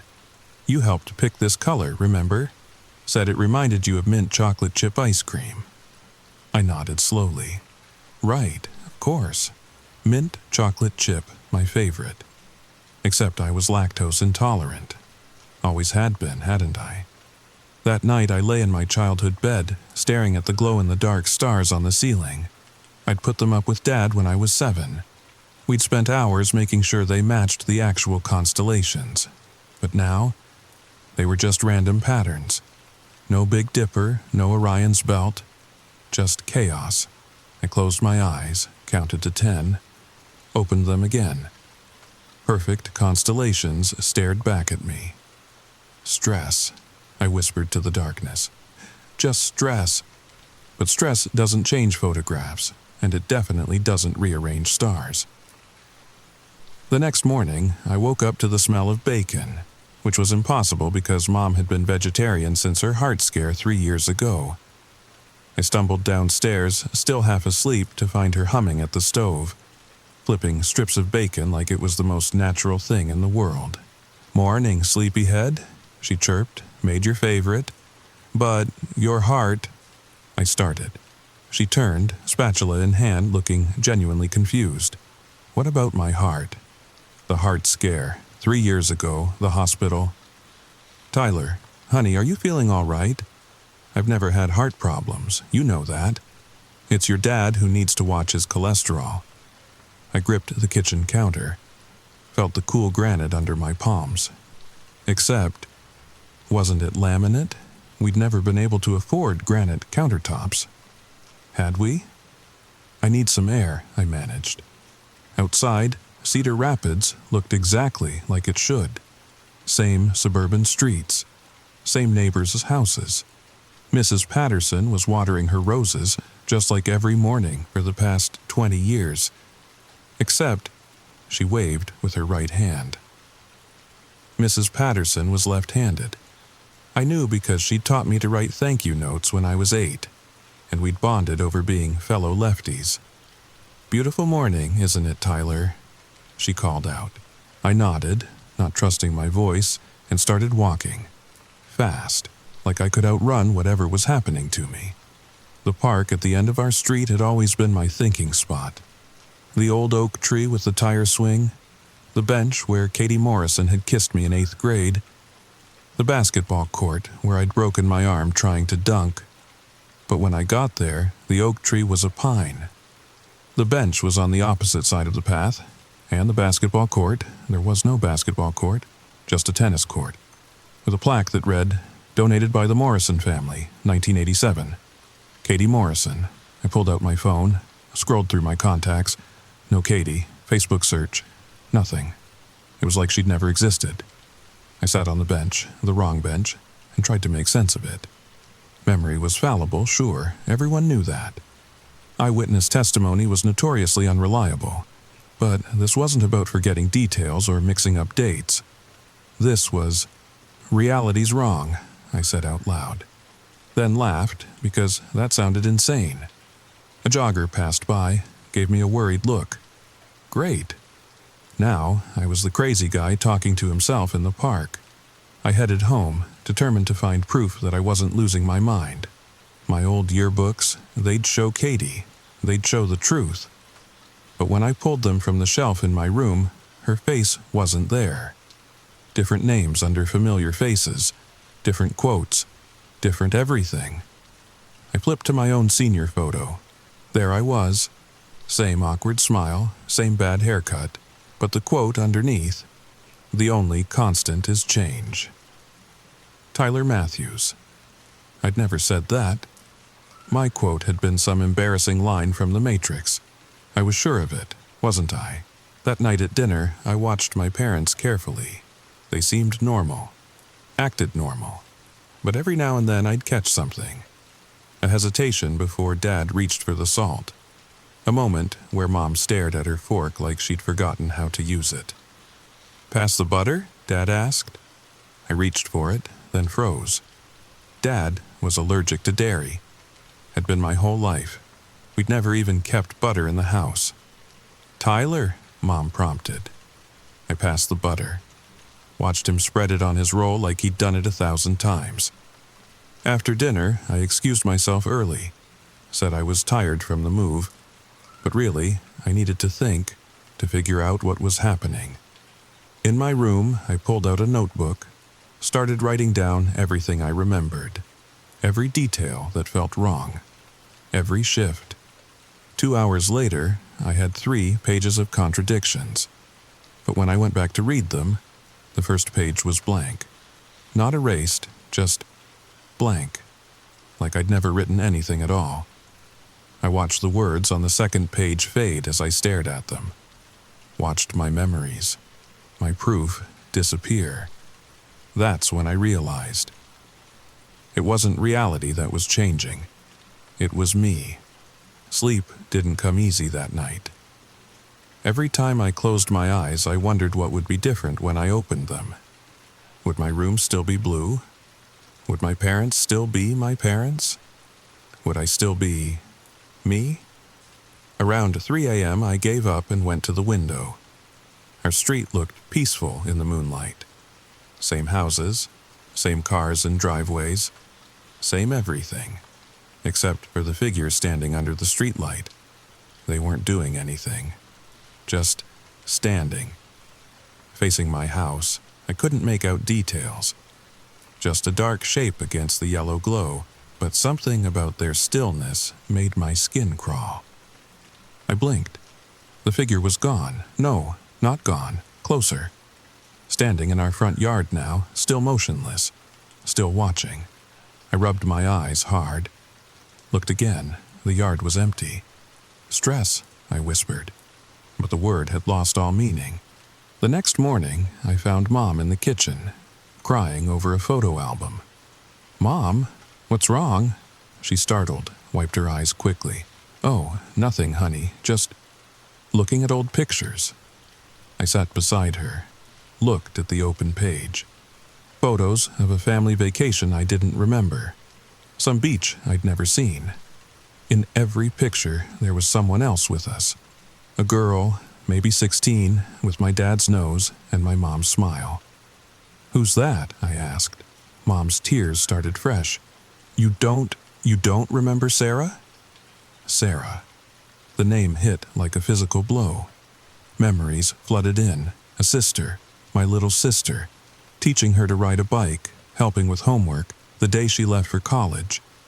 But no, that was impossible. I'd been an only child, always. Hadn't I?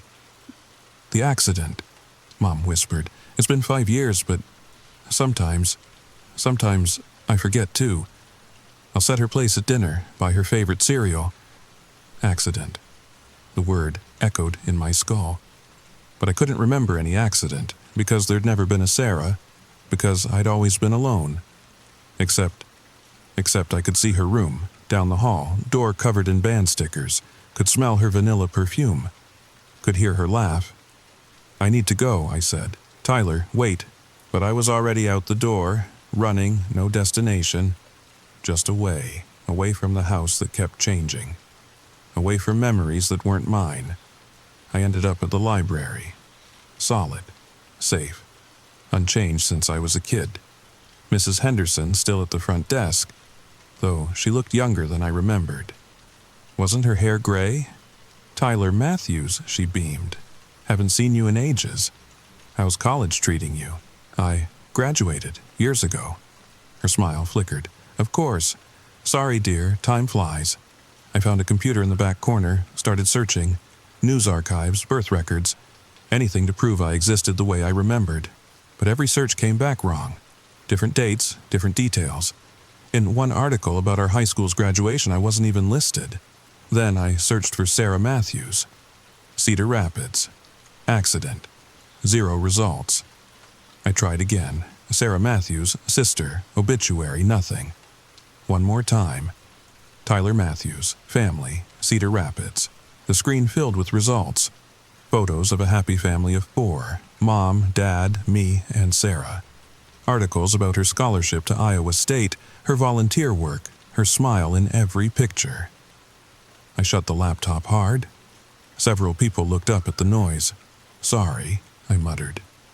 Outside, I pulled out my phone to call someone, anyone, but I couldn't remember any numbers. My contacts list was full of names I didn't recognize. Who was Marcus Chen? Why did I have 12 conversations with someone named Deputy Rodriguez? A text popped up from Mom.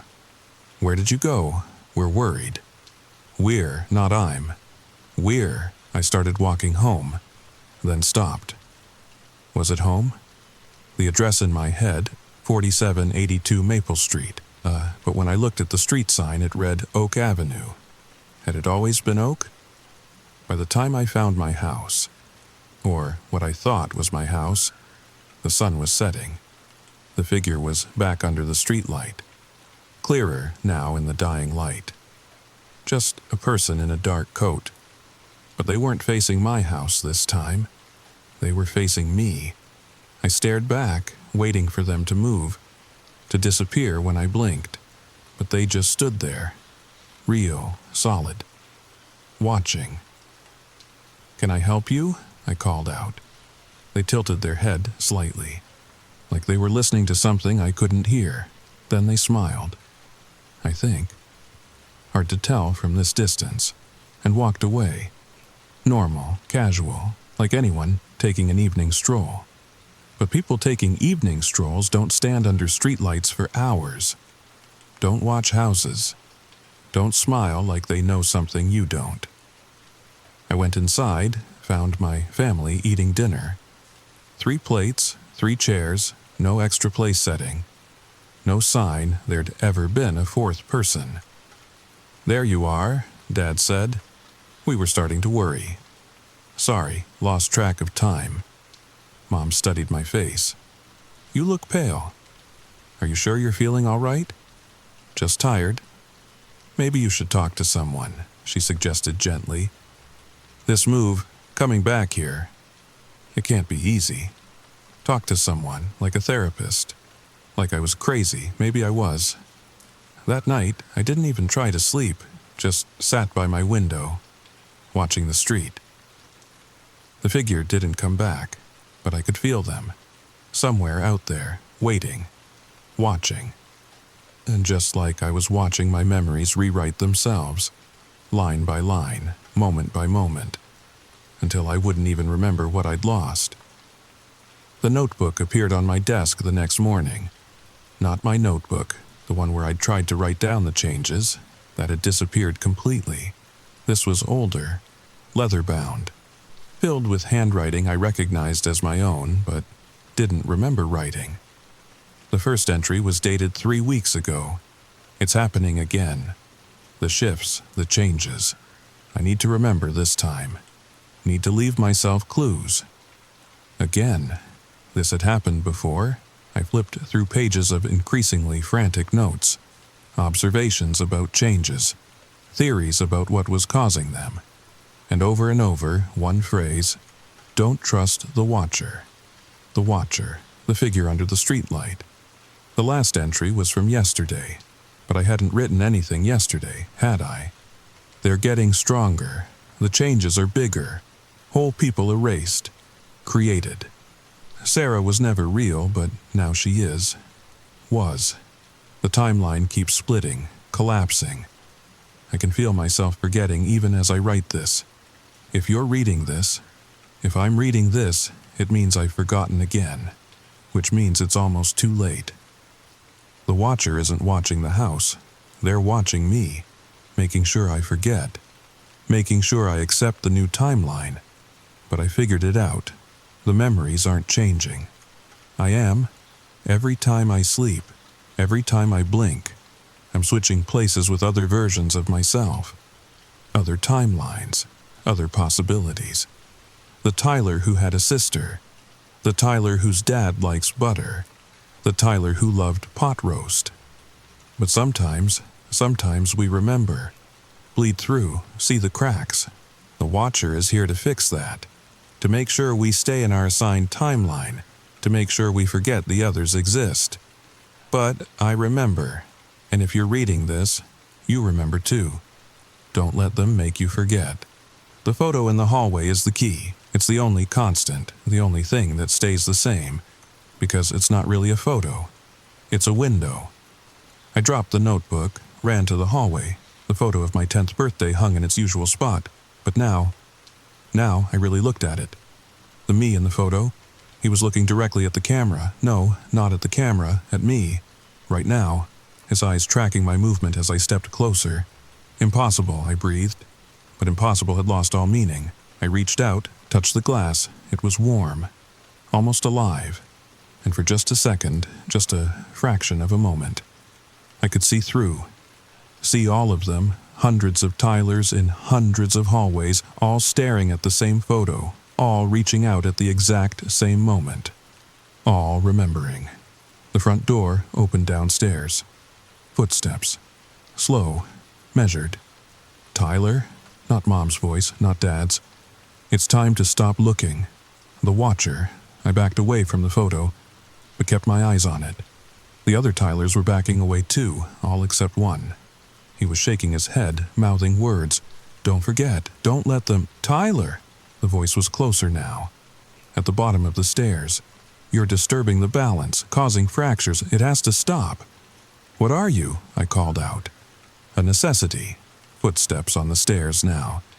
Reality isn't as solid as you think. Every choice, every possibility, they all exist. All equally real. But consciousness can only follow one path. When you start remembering the others, bleeding through, it causes problems. So, you make us forget. I help you forget, for your own good, for everyone's good. They were in the hallway now, just out of sight. Close your eyes, Tyler. When you open them, this will all be a bad dream.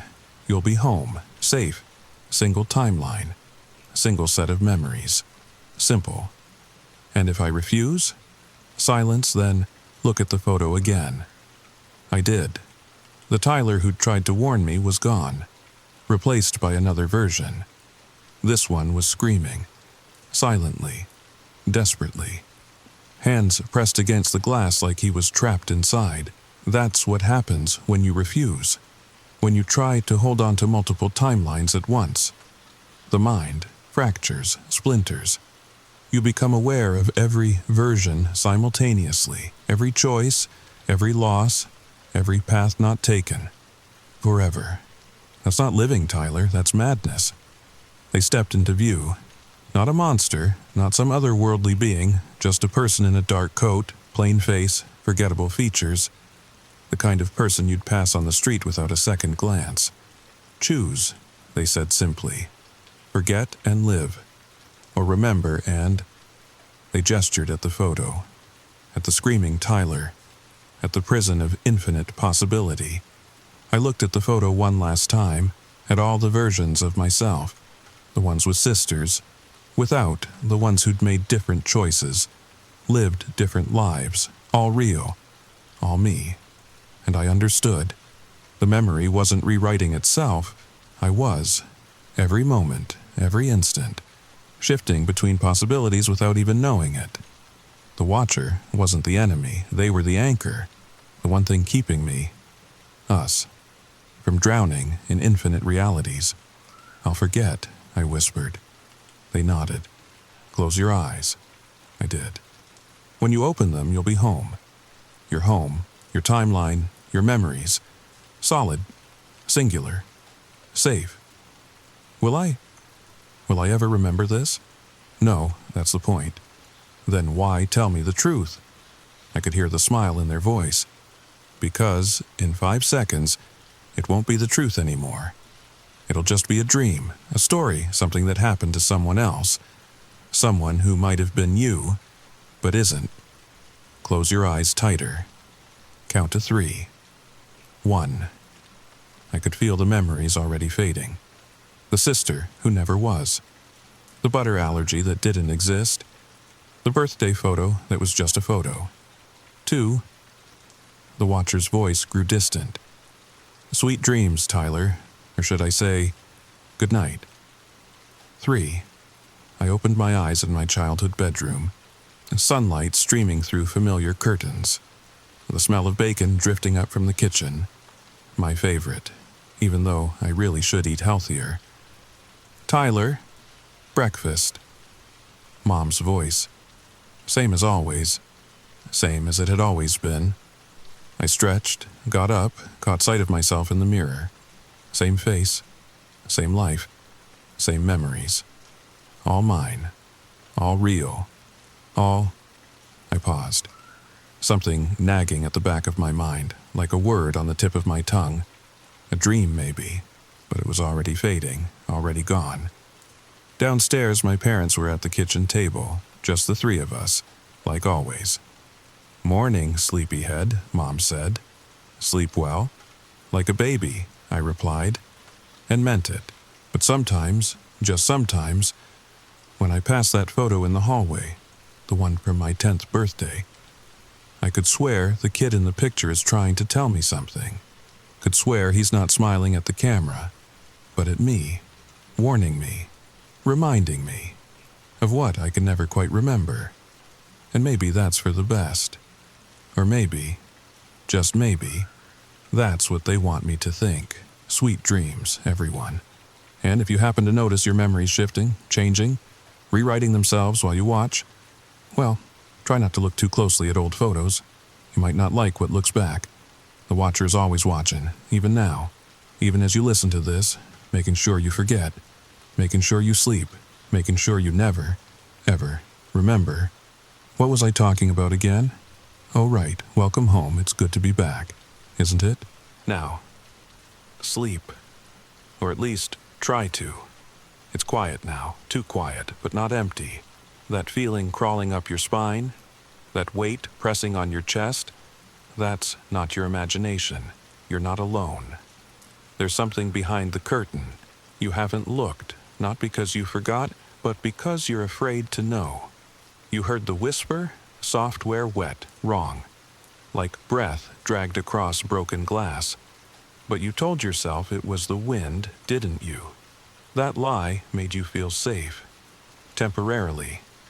Let me ask you, does the wind whisper your name? Does the wind tap lightly, again and again, from the same spot behind the curtain every night? Does the wind leave scratches on your window that weren't there this morning? Thin, sharp, like claws, like warnings. You don't remember opening the window. You never open the window. But it's unlocked now. You could check, you could stand up, you could walk over and pull the curtain back. But you won't, because you know. You know what's waiting, not because you've seen it, but because you felt it. In the quiet, in the dark. Every time you close your eyes, every time you wake up and your blanket is just slightly moved. Your door slightly cracked. You try to explain it. Your mind wants to explain it. But that whisper, that sound that only comes when you're alone, when everything is still, when the night is at its deepest, that's not a dream, that's a presence. It doesn't want your fear, it wants your attention. It feeds on the moment you doubt yourself. The second you wonder if you heard something, the instant your heart rate rises. That's when it leans closer. It's been patient, watching, learning you like prey. You ever notice it never shows up when the lights are on, when someone's in the room? It waits for the ritual, the brushing of your teeth, the turning off of lights, the last look at your phone, the deep breath just before sleep. That's when it wakes up, that's when it stirs behind the curtain. Sometimes it watches you all night. Sometimes it moves. A shift in the shadow, a faint creak on the floorboards, the sound of fabric sliding over skin. And when you don't check, when you ignore it, that's when it comes closer. Not fast, not loud, just closer. You might feel a cold spot on the bed. You might feel breath on your neck. You might hear a whisper in your ear that sounds almost like your voice. It copies, it mimics, it blends, not to confuse you, to prepare you, because soon it won't need the curtain, it won't need shadows, it will sit beside you, stand behind you, speak through you. You won't even know when it happens. You'll wake up, look in the mirror, and something will be off. Your eyes won't blink quite right, your smile will linger too long. Your reflection will move just a little after you do. And the people around you? They'll say you seem different. Not worse, just not you.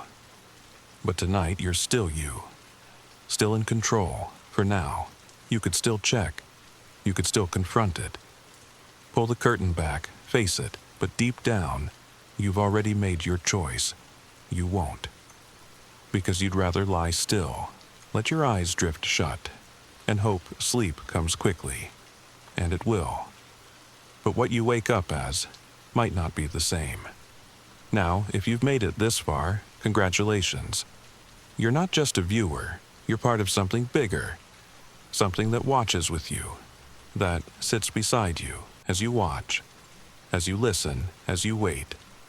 Because this story doesn't end when the screen fades to black. It follows you into the next room, into your dreams, into your reflection. If you liked this story, like, share, and subscribe, so you don't miss the next one, so we don't miss you. And comment below. Tell us the moment you stopped feeling alone. We're watching, we're listening, and we read everything. Now, go ahead, gain the courage to check the dark corners before you sleep. Turn off the lights, close your eyes, sleep well, if you can.